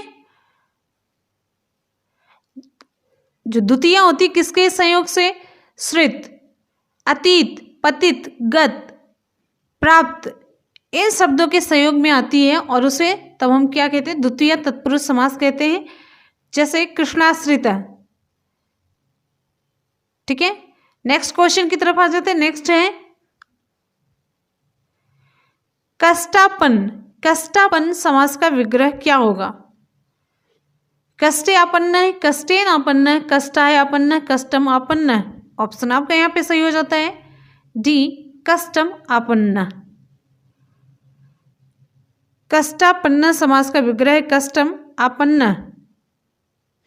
इसमें कौन सा तत्पुरुष है? द्वितीय तत्पुरुष है। नेक्स्ट इंपॉर्टेंट क्वेश्चन पे आ जाते हैं। अगला क्वेश्चन आप सभी के लिए, जलमग्न शब्द में कौन सा समास है? जलमग्न शब्द में समास पूछा जा रहा है। बहुत ही इंपॉर्टेंट क्वेश्चन है, आप सभी को बताना है। आपकी स्क्रीन पे क्वेश्चन दिख रहा है। ऑप्शन यहाँ पे कौन सा सही होगा? अव्ययी भाव समास, तत्पुरुष, द्वंद्व, बहुब्रीहि। ऑप्शन यहाँ पे आपका सही हो जाता है बी तत्पुरुष समास। इसका विग्रह क्या होगा? जलेन मग्न, जलमग्न, यानी कि जल से युक्त या जल से मग्न। नेक्स्ट इंपॉर्टेंट क्वेश्चन पे आ जाते हैं। नेक्स्ट है भूत बलि शब्द में कौन सा समास है? भूत बलि शब्द में कौन सा समास है? कर्मधारय, बहुब्रीहि, अव्ययी भाव, तत्पुरुष। ऑप्शन यहाँ पे आपका सही हो जाता है डी तत्पुरुष समास। ठीक है, इसका विग्रह क्या होगा? भूताय बलि। नेक्स्ट इंपॉर्टेंट क्वेश्चन आप सभी की स्क्रीन पे, विद्यालय समास का विग्रह होगा। विद्यालय समास का विग्रह क्या होगा? आपको बताना है। नीचे विकल्प दिया गया है। ऑप्शन यहां पे आपका सही हो जाता है विद्या या आलय। ठीक है, इसमें तत्पुरुष समास है। कौन सा तत्पुरुष? षष्ठी तत्पुरुष समास है। नेक्स्ट इंपॉर्टेंट क्वेश्चन है शासन नीति में समास है। शासन नीति में समास आप सभी को बताना है। तत्पुरुष समास, कर्मधारय, बहुब्रीहि, द्वंद्व समास। ऑप्शन यहाँ पे आपका सही हो जाता है शासन नीति में षष्ठी तत्पुरुष समाप्त है, समास है। और इसका विग्रह क्या होगा? शासनस्य नीति, यानी कि शासन की नीति। नेक्स्ट है नीलोत्पलम शब्द में समास क्या है? द्वंद्व, अव्ययी भाव समास, कर्मधारय समास, बहुब्रीहि समास। विकल्प आपका यहाँ पे सही हो जाता है सी, कर्मधारय समास। ठीक है, इसका विग्रह क्या होगा? नीलम उत्पलम। नेक्स्ट इंपॉर्टेंट क्वेश्चन, घनश्याम में समास है, घनश्याम में समास क्या होगा? षष्ठी तत्पुरुष, समाहार, द्वंद्व, उपमान, कर्मधारय, बहुब्रीहि। ऑप्शन यहाँ पे आपका सही हो जाता है सी, उपमान कर्मधारय। इसका विग्रह क्या होगा? घन इयु श्याम। ठीक है, नेक्स्ट इंपॉर्टेंट क्वेश्चन, पीतम अंबरम इति पीतांबरम में कौन सा समास है? बहुब्रीहि समास, केवल समास, कर्मधारय समास, तत्पुरुष समास। विकल्प आपका यहाँ पे सही हो जाता है सी, कर्मधारय समास। पीतम अंबरम इति पीतांबरम में कर्मधारय समास है। ठीक है, नेक्स्ट है, समास में प्रथम शब्द संख्यावाचक हो तो वह समास होगा। किसी समास में अगर प्रथम शब्द संख्यावाचक हो तो समास कौन सा समास होगा? विकल्प आप सभी के सामने है। ऑप्शन यहाँ पे आपका सही हो जाता है डी, द्विगु समास होगा। संख्या पूर्वो द्विगु, यह सूत्र है। इस सूत्र का मतलब यह है कि जब कर्मधारय समास में प्रथम संख्यावाची हो और दूसरा संज्ञा हो तो उस समास को हम क्या कहते हैं? द्विगु समास कहते हैं। ठीक है, प्रथम पद जो है संख्यावाची हो। अगले क्वेश्चन की तरफ चलते हैं। इंपॉर्टेंट क्वेश्चन आप सभी की स्क्रीन पे, त्रिभुवन में कौन सा समास है? आपके एग्जाम में क्वेश्चन पूछा गया है, त्रिभुवन में कौन सा समास है? मोस्ट इंपॉर्टेंट क्वेश्चन, द्विगु समास, कर्मधारय, बहुब्रीहि, तत्पुरुष। ऑप्शन यहाँ पे आपका कौन सा सही हो जाता है? ऑप्शन आपका सही हो जाता है यहाँ पे द्विगु समास। इसका विग्रह क्या होगा? त्रयाणाम भुवनानाम, त्रयाणाम भुवनानाम समाहार। ठीक है, संख्या का बोध हो रहा है, त्रिभुवन 3। नेक्स्ट इंपॉर्टेंट क्वेश्चन की तरफ आ जाते हैं। अगला क्वेश्चन है, वट वृक्ष में कौन सा समास है? वट वृक्ष में कौन सा समास है? द्वंद्व, द्विगु, कर्मधारय, अव्ययी भाव। ऑप्शन यहाँ पे आपका सही हो जाता है द्वंद्व समास। नेक्स्ट इंपॉर्टेंट क्वेश्चन पे चलते हैं। राम कृष्णों में कौन सा समास है? इंपॉर्टेंट क्वेश्चन है, राम कृष्णों में कौन सा समास है? एक शेष द्वंद्व, समाहार द्वंद्व, इतरेतर द्वंद्व, उपर्युक्त में से कोई नहीं। विकल्प यहाँ पे हमारा कौन सा सही होता? ऑप्शन आपका सही हो जाता है यहाँ पे सी, इतरेतर द्वंद्व। राम कृष्णों में इतरेतर द्वंद्व समास है। इतरेतर द्वंद्व समास उसे कहते हैं जब समास में हुए दोनों पद प्रधानत्व अथवा व्यक्तित्व रखते हैं। जैसे रामकृष्णों में रामश्च कृष्णश्च, दोनों पद प्रधानत्व रख रहे हैं और एक व्यक्तित्व रख रहे हैं, तो इसमें कौन सा समास है? इतरेतर द्वंद्व समास। नेक्स्ट इंपॉर्टेंट क्वेश्चन पे आ जाते हैं। यहां पे देखिए, ब्राह्मणों में समास है, ब्राह्मणों में कौन सा समास है? तत्पुरुष, बहुब्रीहि, द्वंद्व, अव्ययी भाव। ऑप्शन यहां पे आपका सही हो जाता है सी, द्वंद्व समास है। ब्राह्मणों में यहाँ पे आप देखेंगे तो एक शेष द्वंद्व समास है, जबकि इसका जो विग्रह है क्या होगा? ब्राह्मणी च ब्राह्मणश्च, यानी कि ब्राह्मणों। ऑप्शन यहाँ पे आपका सही हो जाता है सी, द्वंद्व समास। पुत्र शब्द का विग्रह है, पुत्र शब्द का विग्रह क्या होगा? यहाँ पे पुत्र होगा। पुत्र शब्द का विग्रह क्या है? विकल्प आप सभी के सामने है, दुहिता च पुत्रस्य, पुत्रो दुहिता पुत्र, या पुत्रस्य दुहिता। ऑप्शन यहां पे आपका सही हो जाता है दुहिता च पुत्रस्य।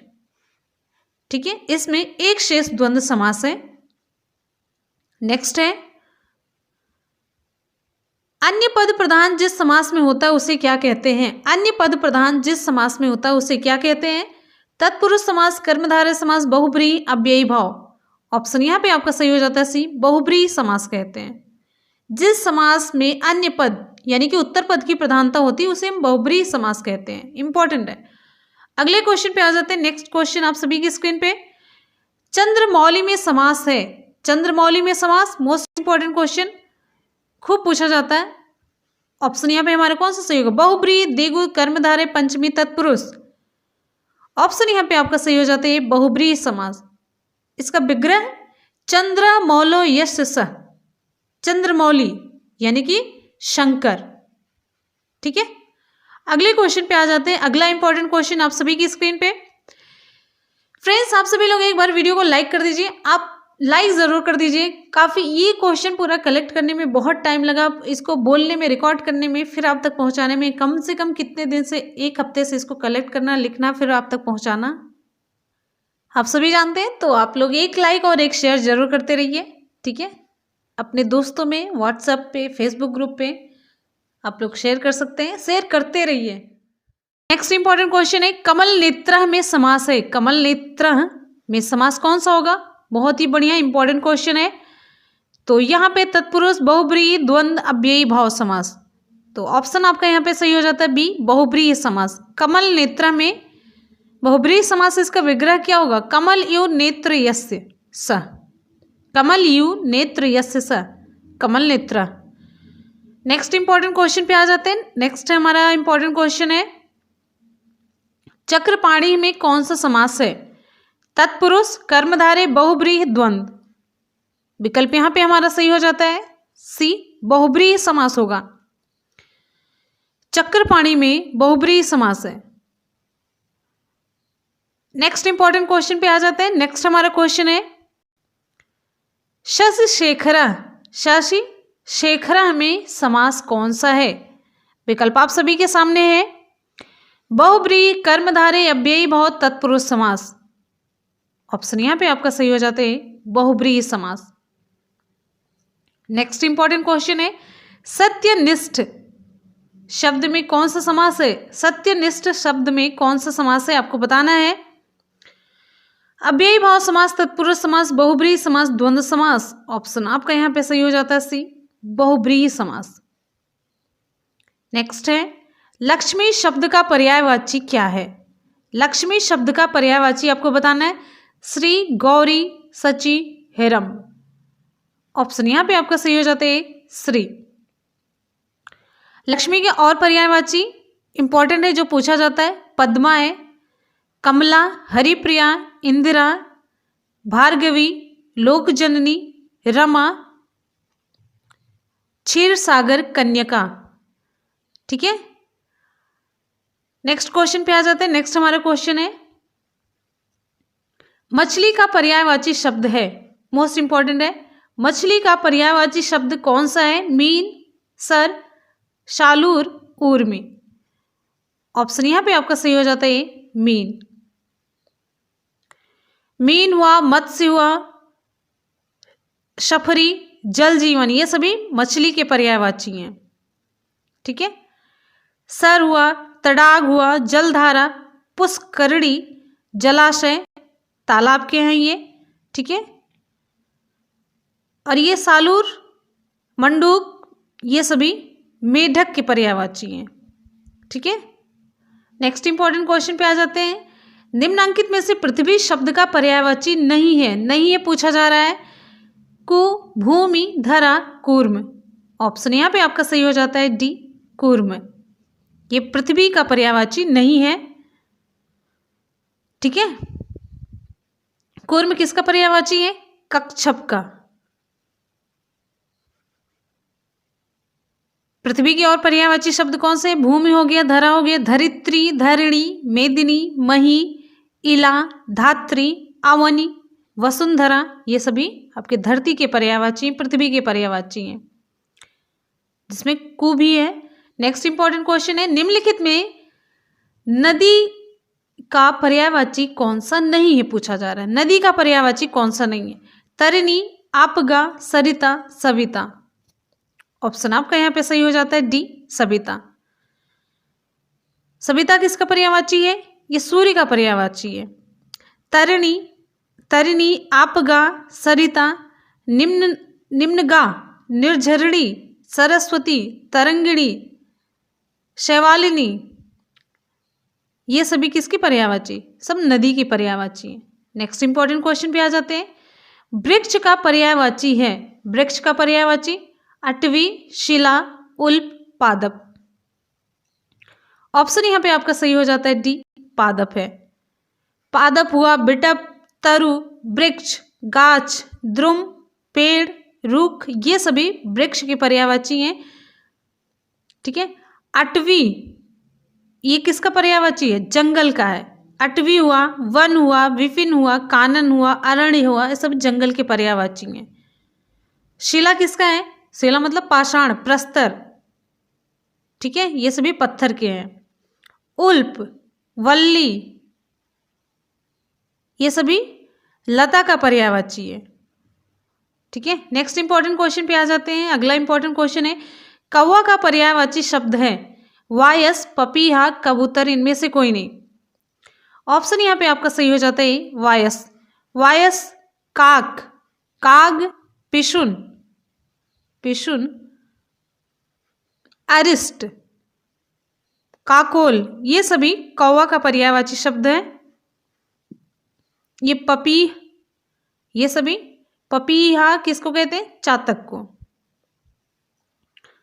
कबूतर को कपोत कहते हैं। ठीक है।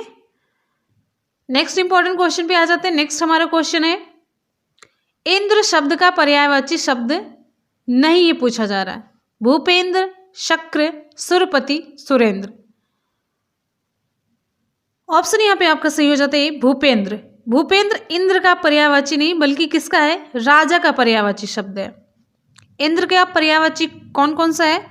शक्र हो गया, सुरपति हो गया, सुरेंद्र हो गया, सुरेश भी है, दिनेश भी है, सचिपति ये पूछा गया, सचिपति ये हो गया। देवराज आप सभी जान ही रहे हैं। पर्वतारी, मधुआ, महेंद्र, देवेंद्र, ये सभी इंद्र की पर्यायवाची हैं। नेक्स्ट इंपॉर्टेंट क्वेश्चन पे आ जाते हैं। कलश का पर्याय है, कलश का पर्याय क्या है? जल, कुंभ, पात्र, उपस्कर। ऑप्शन यहाँ पे आपका सही हो जाता है बी, कुंभ। कलश का पर्याय है कुंभ। कुंभ, घट, घड़ा, गगरा, ये सभी। जल का पानी, वार, नीर, सलिल, अम्बु, तोय, पाय, जीवन, आब, आब पूछा जाता है, आब, उदक, ये सभी जल के पर्याय हैं। नेक्स्ट इंपॉर्टेंट क्वेश्चन पे आ जाते हैं। सरस्वती के 4 पर्याय दिए गए हैं, इनमें से गलत कौन है? मोस्ट इंपॉर्टेंट, सभी जितने क्वेश्चन आप लोग देख रहे हैं ना स्क्रीन पे, सभी बहुत ही इंपॉर्टेंट क्वेश्चन है। इस एक भी क्वेश्चन ऐसा नहीं है जिसे आप कह सकते हैं कि ये नॉर्मल सा क्वेश्चन, इजी सा क्वेश्चन है, इंपॉर्टेंट नहीं है। तो सभी आपके एग्जाम के लिए बहुत इंपॉर्टेंट क्वेश्चन हैं। ऑप्शन यहाँ पे कौन सा सही हो जाता है? सी, भामा। ठीक है, ऑप्शन यहाँ पे आपका सही हो जाता है सी, भामा। भामा किसका पर्यायवाची है? स्त्री का पर्याय है। भामा स्त्री का पर्याय है। सरस्वती के पर्याय भारती हो गया, शारदा हो गया, बागेश्वरी हो गया, वाणी हो गया, गिरा हो गया, भाषा हो गया, ब्राह्मी हो गया, वीणा पाणी, वागीश। ठीक है, ये सभी है। नेक्स्ट इंपॉर्टेंट क्वेश्चन की तरफ चलते हैं। नेक्स्ट है, अब लक्ष्मी का पर्यायवाची शब्द आपके एग्जाम में पूछा जाता है। लक्ष्मी का आपको बता दें, पद्मा, रमा, इंदिरा, कमला, पद्मासना, समुद्रजा, स्त्री, ये सभी। और पार्वती पूछा जाता है, गिरिजा हुआ, शालसुता, अंबिका, भवानी, गौरी, उमा, रुद्राणी, हेमवती, शालसुता, मैनसुता, अम्बा, ये सभी हैं। और नेक्स्ट इंपॉर्टेंट क्वेश्चन पे आ जाते हैं। नेक्स्ट है, कोयल शब्द का पर्याय है। कोयल शब्द का पर्याय पूछा जा रहा है, तो विकल्प श्यामा, दरीचा, प्रभा, काल्पी। ऑप्शन यहाँ पे हमारा सही हो जाता है श्यामा। कोयल शब्द का पर्यायवाची क्या है? श्यामा, वसंत दूत, काकपाली, सारिका, वनप्रिया। ठीक है, ये सभी।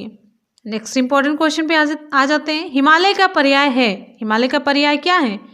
हिमवर्षा, हिम, हिमाद्री, हिम मानव। ऑप्शन आपका यहाँ पे सही हो जाता है सी, हिमाद्री। हिमालय का और पर्याय क्या होगा? हिमवान, हिमगिरी, गिरिराज, नगपति, नागेश।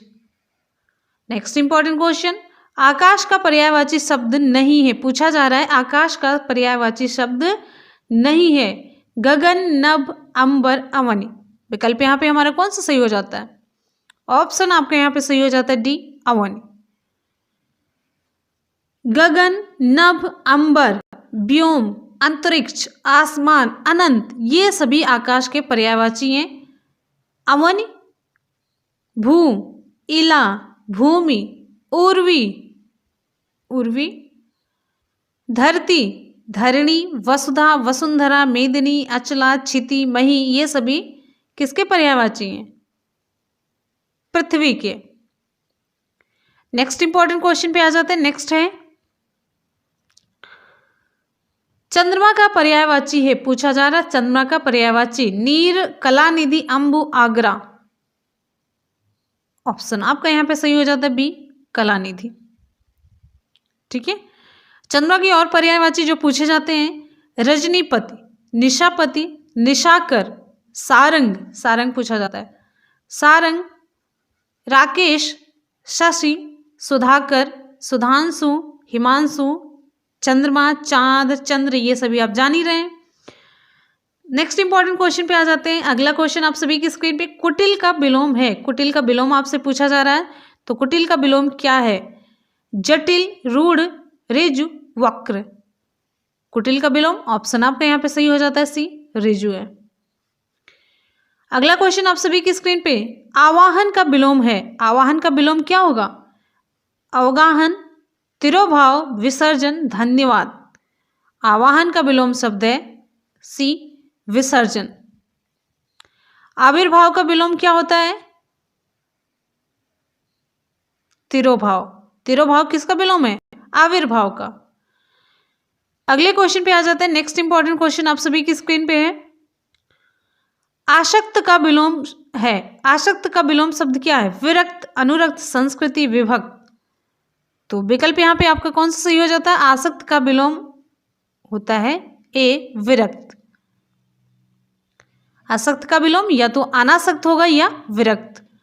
अनुरक्त का विलोम भी विरक्त होता है, ध्यान दीजिएगा, अनुरक्त का विलोम भी विरक्त होता है, और विभक्त का विलोम अविभक्त होता है। अगले क्वेश्चन पे आ जाते हैं। नेक्स्ट इंपॉर्टेंट क्वेश्चन आप सभी की स्क्रीन पे, उत्थान का विलोम शब्द क्या है? उत्थान का विलोम शब्द आपको बताना है। ऑप्शन यहाँ पे आपका सही हो जाता है प्रस्थान, पतन, विस्थापन, उत्थान। तो यहाँ पे हमारा ऑप्शन सही हो जाता है बी, पतन। नेक्स्ट इंपॉर्टेंट क्वेश्चन पे आ जाते हैं, बहुत ही बढ़िया। महात्मा शब्द का सही विलोम क्या होगा? महात्मा शब्द का सही विलोम आपको बताना है। तो दुष्ट, दुर्जन, दुरात्मा, पापी। ऑप्शन आपका यहाँ पे सही हो जाता है सी, दुरात्मा होगा।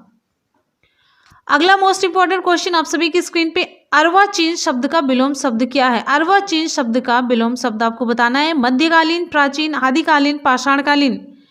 ऑप्शन यहाँ पे आपका सही हो जाता है बी, प्राचीन। अर्वाचीन का विलोम क्या होगा? वेरी गुड, प्राचीन। अगले क्वेश्चन पे आ जाते हैं।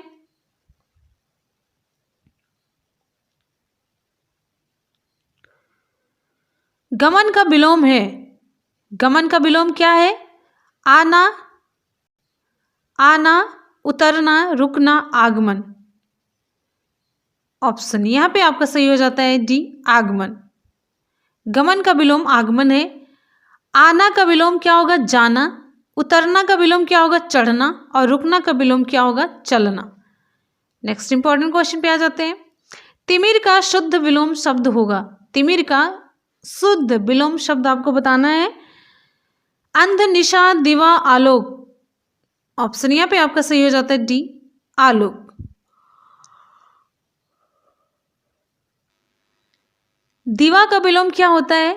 दिवा का विलोम रात्रि, जबकि निशा रात्रि का पर्यायवाची है। अगले क्वेश्चन पे आ जाते हैं। अगला इंपॉर्टेंट क्वेश्चन आप सभी की स्क्रीन पे, तो यहाँ पे ऑप्शन आपका कौन सा सही हुआ? तिमिर का शुद्ध विलोम, ऑप्शन आपका सही हो जाता है डी, आलोक। अगला इंपॉर्टेंट क्वेश्चन है, कर्म बनाने के लिए कौन सी विभक्ति होती है? कर्म बनाने के लिए कौन सी विभक्ति प्रयुक्त होती है? कर्म, करण, अपादान, संप्रदान। तो विकल्प यहाँ पे आपका सही हो जाता है ए। कर्म बनाने के लिए कौन सी विभक्ति प्रयुक्त होती है? कर्म। कर्मणि द्वितीया, कर्म को बताने के लिए द्वितीय विभक्ति होती है, जैसे बालकः रसम पिबति, बालक रस को पीता है। नेक्स्ट है दीपका गाम दुग्धम दोग्धी, वाक्य में गाम की संज्ञा क्या होगी? कर्ता, कर्म, करण, अधिकरण। ऑप्शन यहाँ पे आपका सही हो जाता है बी, कर्ता। दीपक गाय से दूध दूहता है, तो यहां पर वाक्य में गाम की कर्म संज्ञा होगी। ठीक है, ऑप्शन यहाँ पे आपका सही हो जाता है बी। नेक्स्ट इंपॉर्टेंट क्वेश्चन है अभिता के योग में विभक्ति होती है। अभिता के योग में विभक्ति कौन सी होती है? प्रथमा, द्वितीया, तृतीया, पंचमी। ऑप्शन यहाँ पे आपका सही हो जाता है, वेरी गुड, यहां पे हमारा ऑप्शन सही हो जाता है बी, द्वितीया। अभिता के योग में द्वितीय विभक्ति है। अभिता मीन्स चारों ओर या सब ओर। साकम के योग में कौन सी विभक्ति होती है? द्वितीया, तृतीया, चतुर्थी, षष्ठी। ऑप्शन यहाँ पे आपका सही हो जाता है, ऑप्शन आपका यहाँ पे सही हो जाता है बी, तृतीया। साकम के योग में तृतीय विभक्ति होती है, जैसे राम जानक्या साकम गच्छते, राम जानकी के साथ जाते हैं। ऑप्शन आपका यहाँ पे सही हो जाता है बी, तृतीया। नेक्स्ट इंपॉर्टेंट क्वेश्चन आप सभी की स्क्रीन पे, जिस अंग में, ये मोस्ट इंपॉर्टेंट क्वेश्चन मार्क लगे, जिस अंग में विकार हो उसमें किस विभक्ति का प्रयोग होता है? ये रूल है। उसके अलावा कभी कभी एग्जाम्पल देकर के भी क्वेश्चन पूछ लिया जाता है। प्रथमा, द्वितीया, तृतीया, पंचमी। ऑप्शन यहाँ पे आपका सही हो जाता है सी, तृतीया। एनांग विकार, इस सूत्र के अनुसार जिस अंग में विकार हो उसमें तृतीय विभक्ति प्रयोग होती है, जैसे रमेश पादेन खंज, रमेश पैर से लंगड़ा है, तो आपका यहाँ पे विकल्प सही हो जाता है सी, तृतीय विभक्ति। नेक्स्ट इंपॉर्टेंट क्वेश्चन है रुच्यार्थानाम प्रियमाणम, प्रियमाण सूत्र के अनुसार रुच धातु के योग में कौन सी विभक्ति होती है? रुच्यार्थानाम प्रियमाण, इस सूत्र के अनुसार रुच धातु के योग में कौन सी विभक्ति होती है? विकल्प आपका यहाँ पे सही हो जाता है सी, चतुर्थी विभक्ति। इस सूत्र के अनुसार रुच धातु के योग में चतुर्थी विभक्ति होती है। रुच धातु तथा रुच के समान अर्थ वाली धातुओं के योग में प्रसन्न होने वाला संप्रदान कहलाता है, जैसे विष्णुवे रोचते भक्ति, विष्णुवे रोचते भक्ति यानी कि विष्णु को भक्ति अच्छी लगती है, तो विभक्ति यहाँ पे कौन सी विभक्ति? चतुर्थी विभक्ति। विष्णु को भक्ति अच्छी लगती है। ठीक है, अगले क्वेश्चन पे आ जाते हैं। नेक्स्ट इंपॉर्टेंट क्वेश्चन आप सभी की स्क्रीन पे, बालकाय मोदकम रोचते, बालकाय यहाँ पे मोदका होगा, रोचते में बालक की संप्रदान संज्ञा किस सूत्र से है? ऑप्शन यहाँ पे आपका सही हो जाता है बी, रुच्यार्थानाम प्रियमाण। ठीक है, बालकाय मोदका रोचनते, जब यहाँ पे बालकाय रोचनते होगा, ठीक है, बालकाय मोदका रोचनते। ठीक है, अब सही हुआ। इसमें संप्रदान संज्ञा रुच्यार्थानाम प्रियमाण का प्रयोग हुआ है, इस सूत्र से है ये। नेक्स्ट इंपॉर्टेंट क्वेश्चन पे चलते हैं। स्प्रेय धातु के प्रयोग में जिसकी स्प्रेहा होती है वह विभक्ति कौन सी होती है? तृतीया, पंचमी, द्वितीया, चतुर्थी। ऑप्शन यहाँ पे आपका कौन सा सही हो जाएगा? इंपॉर्टेंट क्वेश्चन है। ऑप्शन यहाँ पे आपका सही हो जाता है डी, चतुर्थी। स्प्रेय धातु के प्रयोग में जिसकी स्प्रेहा होती है वहां चतुर्थी विभक्ति होती है। ठीक है, नेक्स्ट इंपॉर्टेंट क्वेश्चन पे आ जाते हैं। नेक्स्ट है अपादान कारक में विभक्ति होती है। अपादान कारक में कौन सी विभक्ति होती है? चलिए नेक्स्ट क्वेश्चन पे आ जाते हैं। ऑप्शन यहाँ पे आपका सही हो जाता है बी, पंचमी विभक्ति का प्रयोग होता है, अपादानो पंचमी। नेक्स्ट इंपॉर्टेंट क्वेश्चन पे आ जाते हैं। नेक्स्ट है हमारा क्वेश्चन, वित्रार्थानाम भय हेतु सूत्र से संबंध है, करण, अपादान, संप्रदान या कर्म। ऑप्शन यहाँ पे आपका सही हो जाता है बी, अपादान।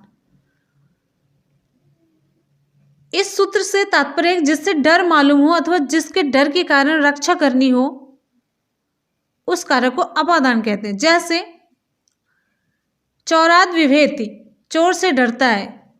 सर्पाद भयम, सांप से डरता है। यहाँ भय का कारण क्या है? चोर और सांप दोनों है, इसलिए ये अपादान है। नेक्स्ट इंपॉर्टेंट क्वेश्चन पे आ जाते हैं। नेक्स्ट है, किसी का अनादर प्रकट करने के लिए किस विभक्ति का प्रयोग किया जाता है? किसी का अनादर प्रकट करने के लिए ऑप्शन यहाँ पे हमारा कौन सा सही होगा? बहुत ही बढ़िया सा क्वेश्चन है, मोस्ट इंपॉर्टेंट है। एग्जाम्पल के थ्रू भी ये क्वेश्चन पूछा जा सकता है। ऑप्शन यहाँ पे आपका सही हो जाता है षष्ठी विभक्ति। षष्ठी चानादरे, सूत्र का अर्थ है कि जिसका अनादर या तिरस्कार करके कोई कार्य किया जाता है उसमें षष्ठी या सप्तमी विभक्ति का प्रयोग किया जाता है। ठीक है, नेक्स्ट इंपॉर्टेंट क्वेश्चन पे आ जाते हैं। नेक्स्ट है, किसी का अनादर प्रकट करने के लिए किस विभक्ति का प्रयोग किया जाता है? चलिए ये क्वेश्चन हम लोगों ने देख लिया। नेक्स्ट है, कवि नाम कविषु व कालिदास श्रेष्ठ में प्रयुक्त विभक्ति कौन सी है? आपको बताना है। कवि नाम कविषु व कालिदास श्रेष्ठ, ऑप्शन यहां पे आपका सही हो जाता है सी, सप्तमी विभक्ति। ठीक है, अगले क्वेश्चन की तरफ चलते हैं। अगला क्वेश्चन है, कवियों में कालिदास सबसे श्रेष्ठ हैं। अगले क्वेश्चन पे आ जाते हैं। अगला क्वेश्चन है, धातु या शब्द के बाद जुड़ने वाले शब्दांश को क्या कहते हैं? देखिए बहुत ही आसान सा क्वेश्चन है। फ्रेंड्स आप सभी लोग वीडियो को जरूर लाइक कर दीजिए, एक लाइक और एक शेयर करते रहिए। आपके लाइक से हमें एनर्जी मोटिवेशन मिलता है। आप सभी जानते हैं जितना आप लोग लाइक के माध्यम से प्यार और विश्वास दिलाएंगे, लाइक और शेयर के माध्यम से, उतना ही आगे की वीडियोस में हमारा एनर्जी लेवल बहुत आगे रहेगा। बहुत ही अच्छे तरीके से क्वेश्चन को सेलेक्ट करेंगे, कलेक्ट करेंगे और फिर उसके बाद आप तक पहुंचाएंगे। ऑप्शन यहाँ पे आपका सही हो जाता है, वेरी गुड, ऑप्शन यहाँ पे आपका सही हो जाता है बी, प्रत्यय। धातु या शब्द के बाद जुड़ने वाले शब्दांश को प्रत्यय कहा जाता है, जबकि धातु से पहले जुड़ करके उनके अर्थ को परिवर्तित करने वाले शब्दांश को हम क्या कहते हैं? उपसर्ग कहते हैं। प्रत्यय दो प्रकार के होते हैं, कृदंत प्रत्यय और तद्धित प्रत्यय। कृदंत क्रिया या धातु में लगने वाला होता है, तद्धित संज्ञा या विशेषण में लगने वाला प्रत्यय होता है। नेक्स्ट इंपॉर्टेंट क्वेश्चन है, पठनीय शब्द में कौन सा प्रत्यय है? ऑप्शन यहाँ पे हमारा कौन सा सही होगा? ऑप्शन यहाँ पे आपका सही हो जाता है सी, अनियर प्रत्यय है। ठीक है, अगले क्वेश्चन पे आ जाते हैं। अगला क्वेश्चन है, ये इंपॉर्टेंट क्वेश्चन था, आप लोग मार्क कर लीजिएगा। ये इंपॉर्टेंट क्वेश्चन है, पूछा जाता है, खूब पूछा जाता है। नेक्स्ट है, भूतकाल में कौन सा प्रत्यय प्रयोग किया जाता है? भूतकाल में कौन सा प्रत्यय प्रयोग किया जाता है? कत प्रत्यय, अनियर, तुमुन, तब्यत। ऑप्शन यहाँ पे आपका सही हो जाता है ए, कत प्रत्यय। कत प्रत्यय का प्रयोग भूतकाल के अर्थ में किया जाता है। इसका प्रत्यय से बने शब्दों का प्रयोग क्रिया और विशेषण के रूप में होता है। जैसे यहाँ पे देखिए, भूधन कत, भूतम, निधन कत, नीतम।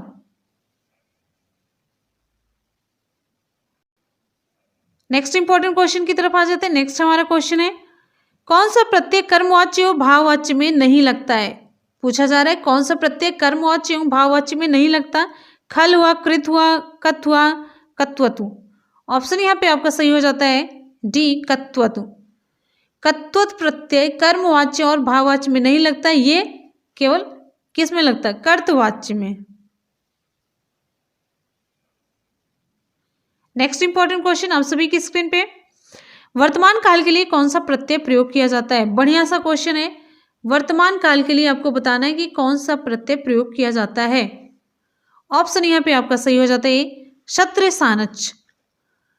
क्रिया में वर्तमान कालिक सातत्य, निरंतरता घोषित करने के लिए क्षत्र और शानच प्रत्यय का प्रयोग किया जाता है। नेक्स्ट इंपॉर्टेंट क्वेश्चन है, एक क्षण में कौन सा प्रत्यय लगा है? एक क्षण में कौन सा प्रत्यय लगा हुआ है? त्रिन, त्रिच, यत, क्षत्रि। ऑप्शन आपका यहाँ पे सही हो जाता है डी, क्षत्रि प्रत्यय। क्षत्रि और शानच, शानच और क्षत्रि, इसका प्रत्यय जो है वर्तमान काल और भविष्य काल की क्रियाओं के साथ प्रयोग किया जाता है। ठीक है, नेक्स्ट इंपॉर्टेंट क्वेश्चन पे आ जाता है। नेक्स्ट है,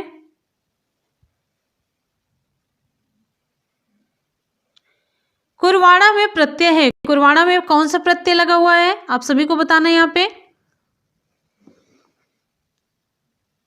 चलिए आ जाइए नेक्स्ट क्वेश्चन पे। ऑप्शन यहाँ पे आपका सही हो जाता है क्षत्रि, शानच, ल्यप, तुमुन। ऑप्शन आपका सही हो जाता है यहाँ पे बी, शानच प्रत्यय। ठीक है, जैसे कुरवाड़ा में क्री प्लस शानच क्या हो जाएगा? कुरवाड़ा। ठीक है, ऐसे ही नेक्स्ट इंपॉर्टेंट क्वेश्चन पे आ जाते हैं। नेक्स्ट है, दा धन यत का शुद्ध रूप क्या होगा? दा धन यत का शुद्ध रूप आपको बताना है।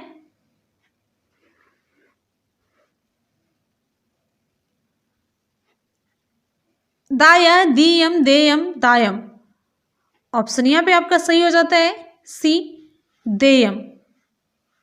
दा प्लस यत का शुद्ध रूप आपको बताना है, तो ऑप्शन यहां पे आपका सही हो जाता है सी, देयम। अगले क्वेश्चन पे आ जाते हैं। यहां पे देखिए देयम में ये देखिए दा प्लस यत। ठीक है, धेयम का ऐसे ही होगा धा प्लस यत। श्रव्यम का क्या होगा? श्रव्यम का श्रु प्लस यत। नेक्स्ट इंपॉर्टेंट क्वेश्चन पे आ जाता है। नेक्स्ट है, समय, बेला आदि कालवाची शब्दों के साथ कौन सा प्रत्यय होता है? ऑप्शन यहां पे हमारा सही हो जाता है बी, तुमुन प्रत्यय। सभी बहुत ही इंपॉर्टेंट और सिलेक्टेड क्वेश्चन है, आप लोग ध्यान से देखते रहिए बस।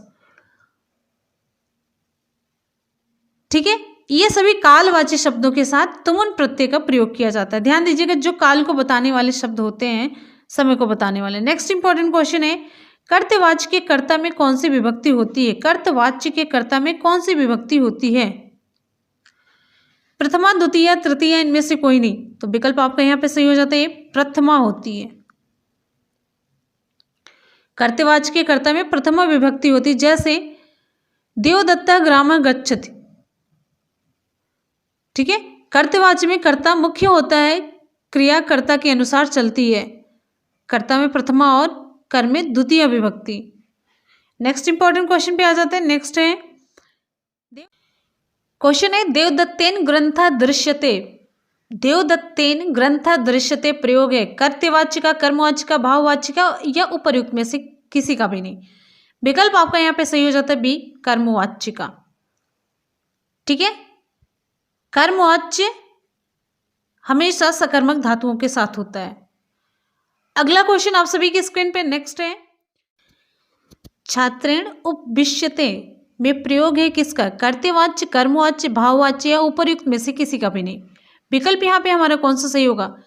छात्रेण उपविश्यते में ऑप्शन आपका यहाँ पे सही हो जाता है सी, भाववाच्य का प्रयोग हुआ है।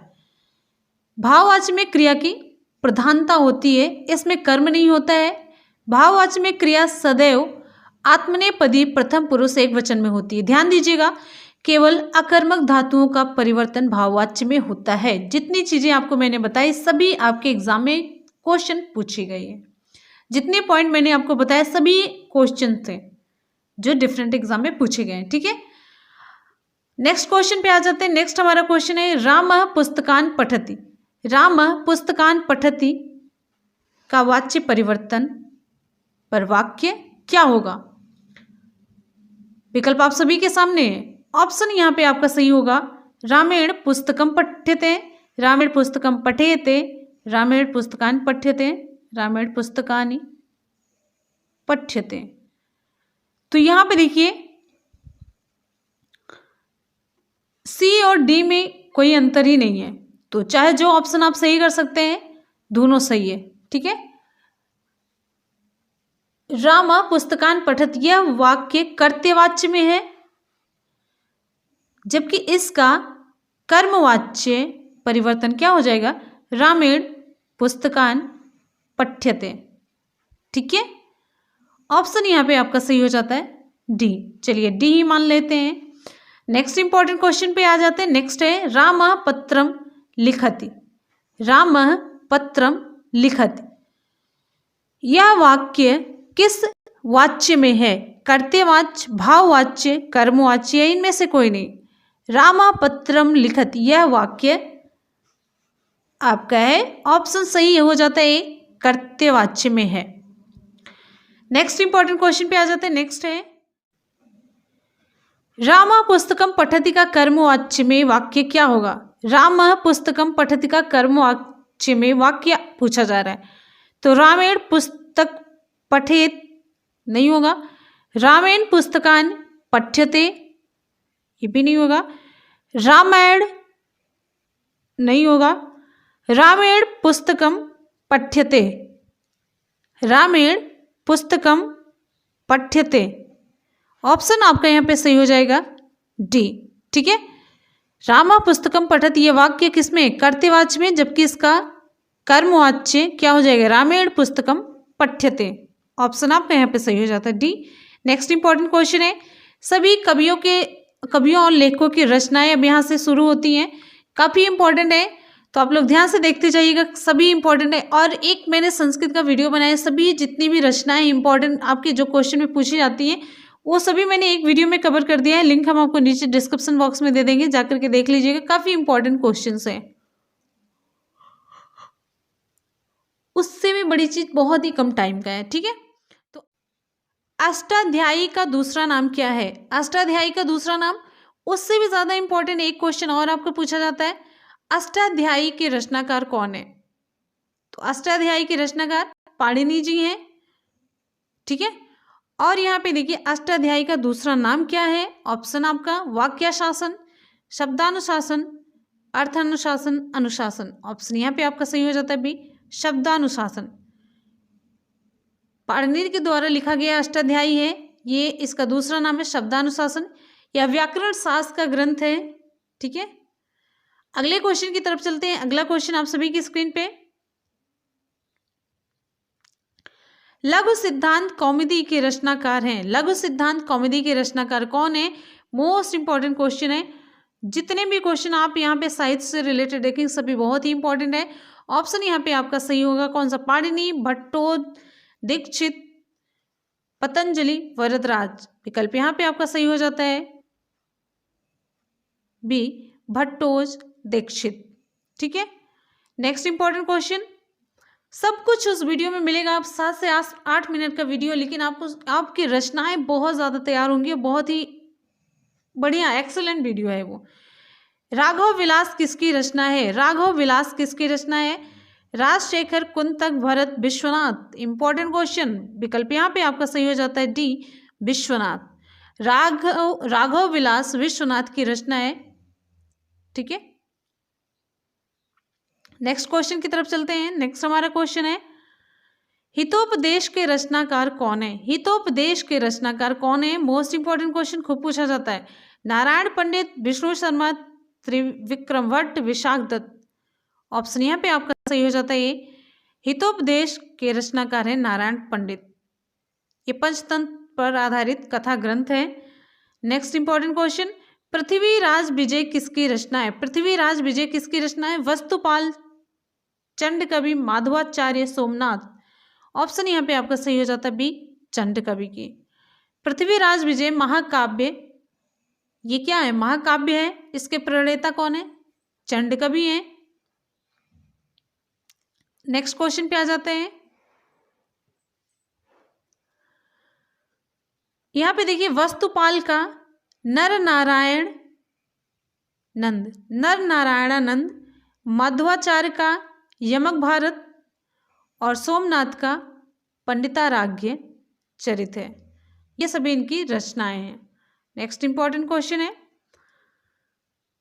अवंती सुंदरी के लेखक हैं। अवंती सुंदरी के लेखक कौन है? दंडी, वाणभट्ट, भट्ट नारायण, अंबिका दत्त व्यास। ऑप्शन यहाँ पे आपका सही हो जाता है दंडी। अवंती सुंदरी के लेखक कौन है? दंडी है। ठीक है, नेक्स्ट इंपॉर्टेंट क्वेश्चन है, यहाँ पे क्वेश्चन देखिए, साहित्य दर्पण के रचयिता पूछा जा रहा है। साहित्य दर्पण के रचयिता कौन है? आचार्य विश्वनाथ, विद्यार्थी, सागर नदी, सिंह भूपाल। ऑप्शन यहाँ पे आपका सही हो जाता है आचार्य विश्वनाथ। ठीक है, साहित्य दर्पण के रचयिता आचार्य विश्वनाथ है। इनका अलंकार शास्त्र विषयक साहित्य दर्शन है ग्रंथ बहुत लोकप्रिय है। ठीक है, अगला क्वेश्चन है, नेक्स्ट बहुत ही इंपॉर्टेंट क्वेश्चन है, मोस्ट इंपॉर्टेंट लगा लीजिए, ये खूब पूछा जाता है क्वेश्चन। नाट्यशास्त्र किसकी रचना है? नाट्यशास्त्र किसकी रचना है? मार्क कर लीजिए, भरत मुनि, मोहम्मद विश्वनाथ जगन्नाथ। ऑप्शन यहाँ पे आपका सही हो जाता है भरत मुनि। नाट्यशास्त्र की रचना किसने की? भरत मुनि ने की है। नाट्यशास्त्र को पंचवेद भी कहते हैं। ऐसा कोई ज्ञान, शिल्प, विद्या, कला, योग और कर्म नहीं जो नाट्य में ना हो। नाट्यशास्त्र को क्या कहते हैं? षट सहस्री संहिता भी कहते हैं। ठीक है, अगले क्वेश्चन की तरफ आ जाते हैं। नेक्स्ट मोस्ट इंपॉर्टेंट क्वेश्चन है, विक्रमोर्वशीय है चंपू काव्य, खंड काव्य, नाटक, त्रोटक। विकल्प यहां पे आपका सही हो जाता है सी, नाटक है। ये 5 अंकों का नाटक है। किसका? महाकवि कालिदास का, विक्रमोर्वशीय। नेक्स्ट इंपॉर्टेंट, बहुत ही बढ़िया है और मोस्ट इंपॉर्टेंट क्वेश्चन आप यहाँ पे अपनी स्क्रीन पे देख रहे हैं। राजशेखर, विशाख दत्त, अश्वघोष, कालिदास। मुद्रा राक्षस के रचनाकार कौन है? राजशेखर, विशाख दत्त, अश्वघोष, कालिदास। विकल्प यहाँ पे आपका सही हो जाता है कौन सा? मुद्रा राक्षस के रचनाकार है। ऑप्शन सही हो जाता है बी, विशाख दत्त। कालिदास की रचना मालविकाग्निमित्रम और अश्वघोष की शारिपुत्र प्रकरणम यहाँ पे, और राजशेखर की है कर्पूर मंजरी। ध्यान दीजिएगा, राजशेखर की कर्पूर मंजरी पूछी जाती है और कालिदास की मालविकाग्निमित्रम। नेक्स्ट इंपॉर्टेंट क्वेश्चन पे आ जाते हैं, मेघदूत के रचयिता कौन है? मेघदूत के रचयिता, ये मोस्ट इंपॉर्टेंट क्वेश्चन, इसे भी मार्क करिए। मेघदूत के रचयिता कौन है? तो विकल्प आपका यहाँ पे भारवी, कालिदास, भवभूत, श्रीहर्ष। विकल्प यहाँ पे आपका सही हो जाता है बी, कालिदास। मेघदूतम के रचयिता कौन है? कालिदास है। कालिदास की 7 रचनाएं बहुत फेमस है। आप लोग यहाँ पे ध्यान से देखिएगा, जो जो भी हम बताते चल रहे हैं। नाटक में कौन कौन सी रचनाएं प्रसिद्ध है उनकी? विधा नाटक है, अभिज्ञान शाकुंतलम है, विक्रमोर्वशीयम है, मालविकाग्निमित्रम है। कालिदास की रचनाएं आपको बता रहे 7 पूरी फेमस है। 7 में से पहली यहाँ पे 3 देख रहे हैं, 3 अभिज्ञान शाकुंतलम, विक्रमोर्वशीयम, मालविकाग्निमित्रम। ये तीनों है आपकी क्या? नाटक है पहले लाइन में। दूसरी कैटेगरी काव्य ग्रंथ, रघुवंशम, कुमार संभवम। और फिर तीसरी है गीति काव्य। गीति काव्य में मेघदूतम और ऋतु संहारम। क्लियर हो गया? अगले क्वेश्चन की तरफ चलते हैं। अगला क्वेश्चन आप सभी की स्क्रीन पे। फ्रेंड्स, आप सभी लोग वीडियो को लाइक जरूर करते रहिए। एक लाइक और एक शेयर आप लोग करते रहिए। अगर हम आप लोगों के लिए इतनी मेहनत कर सकते हैं तो आप लोग एक लाइक का बटन नहीं प्रेस कर सकते, तो लाइक और शेयर आप लोग जरूर करते रहिए।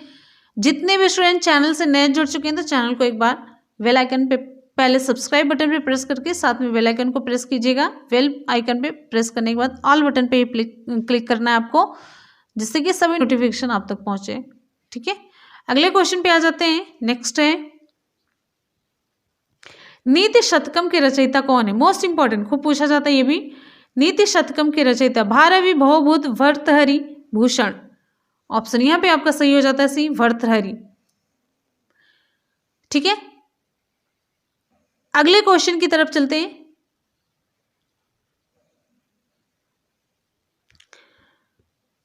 महाभारत को जाना जाता है, महाभारत को जाना जाता है किस नाम से? जय संहिता, आदि काव्य, साप्तिक संहिता, अरण्य संहिता। ऑप्शन यहाँ पे आपका सही हो जाता है, महाभारत को जय संहिता के नाम से जाना जाता है। इंपॉर्टेंट क्वेश्चन था ये। अगले क्वेश्चन पे आ जाते हैं। नेक्स्ट है, महाभारत के रचनाकार कौन है? मोस्ट इंपॉर्टेंट है। वाल्मीकि, वेद व्यास, शंकराचार्य, अश्वघोष। महाभारत के रचनाकार, ऑप्शन यहाँ पे आपका सही हो जाता है बी, वेद व्यास, महर्षि वेद व्यास हैं। महाभारत में कुल कितने पर्व हैं? Important question. 22, 21, 18, 16। ऑप्शन यहाँ पे आपका सही हो जाता है सी, 18। ठीक है, नेक्स्ट क्वेश्चन पे आ जाते हैं। नेक्स्ट है,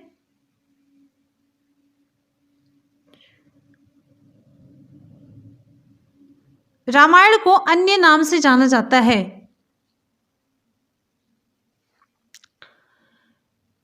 विकल्प यहां पे आप लोग देख लीजिए, कौन सा ऑप्शन हमारे यहां पे सही हो जाएगा? चतुर्विंशति सहस्त्री संहिता। रामायण में लगभग कितने? 24,000 श्लोक हैं, इसीलिए इसे यहां पे देखिए चतुर्विंशति सहस्त्री संहिता के नाम से जाना जाता है। ठीक है, 24,000 श्लोक होने की वजह से। नेक्स्ट है, संपूर्ण शिक्षा व्यवस्था का आधार स्तंभ क्या है? संपूर्ण शिक्षा व्यवस्था का आधार स्तंभ क्या है? प्राथमिक शिक्षा, विश्वविद्यालय, माध्यमिक या उपर्युक्त में से कोई नहीं। ऑप्शन यहाँ पे आपका सही हो जाता है, संपूर्ण शिक्षा व्यवस्था का आधार स्तंभ प्राथमिक शिक्षा है। प्राथमिक शिक्षा का मूल्य उद्देश्य व्यक्तिक और सामाजिक है।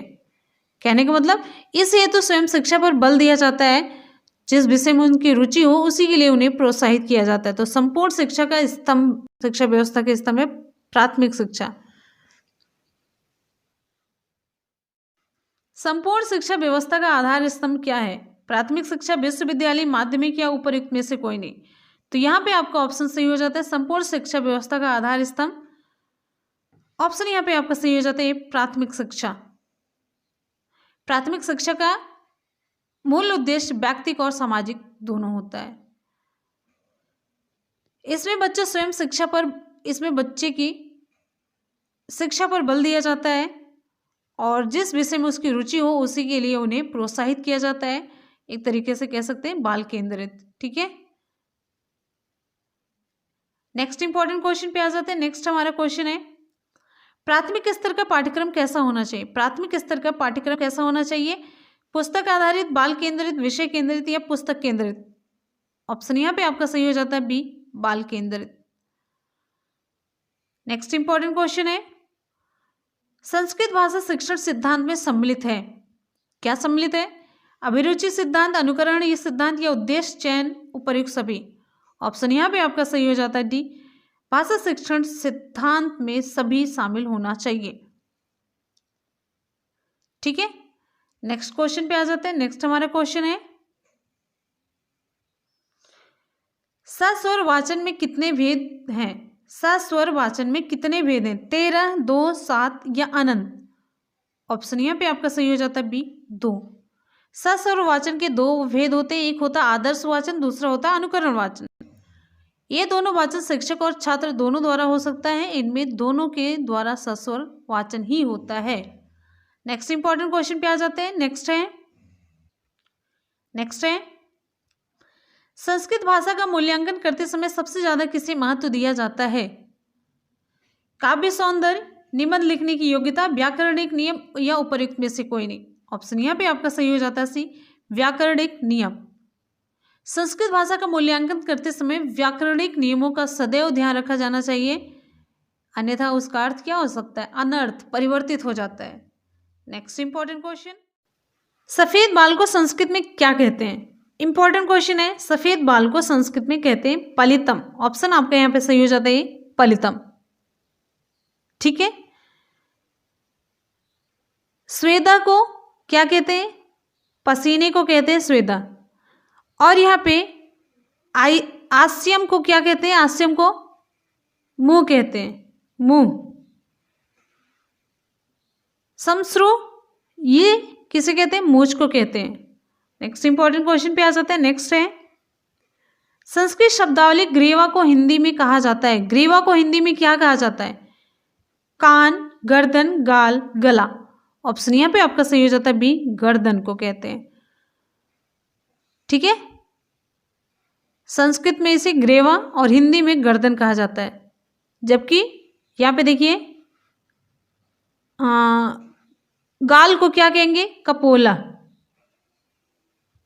गला को कंठ, कान को श्रोतम। नेक्स्ट इंपॉर्टेंट क्वेश्चन, पुतली का संस्कृत में अर्थ क्या है? पुतली का संस्कृत में अर्थ, पुतली को क्या कहते हैं संस्कृत में? कनिष्ठिका, कनिका, दंतपाली, सीमंतम। ऑप्शन यहाँ पे आपका सही हो जाता है बी, कनीनिका कहते हैं। कनीनिका लिखा होना चाहिए था, ऑप्शन यहाँ पे सही हो जाएगा फिर बी, कनीनिका।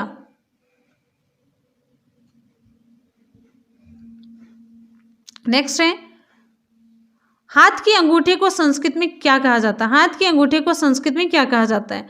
ओष्ठ, अंगुली, अंगुष्ठ है, इनमें से कोई नहीं। ऑप्शन यहाँ पे आपका सही हो जाता है सी, अंगुष्ठ। नेक्स्ट इंपॉर्टेंट क्वेश्चन है, उपसर्ग धातु के साथ कहाँ जुड़ता है? यहाँ पे जुड़ना होना चाहिए।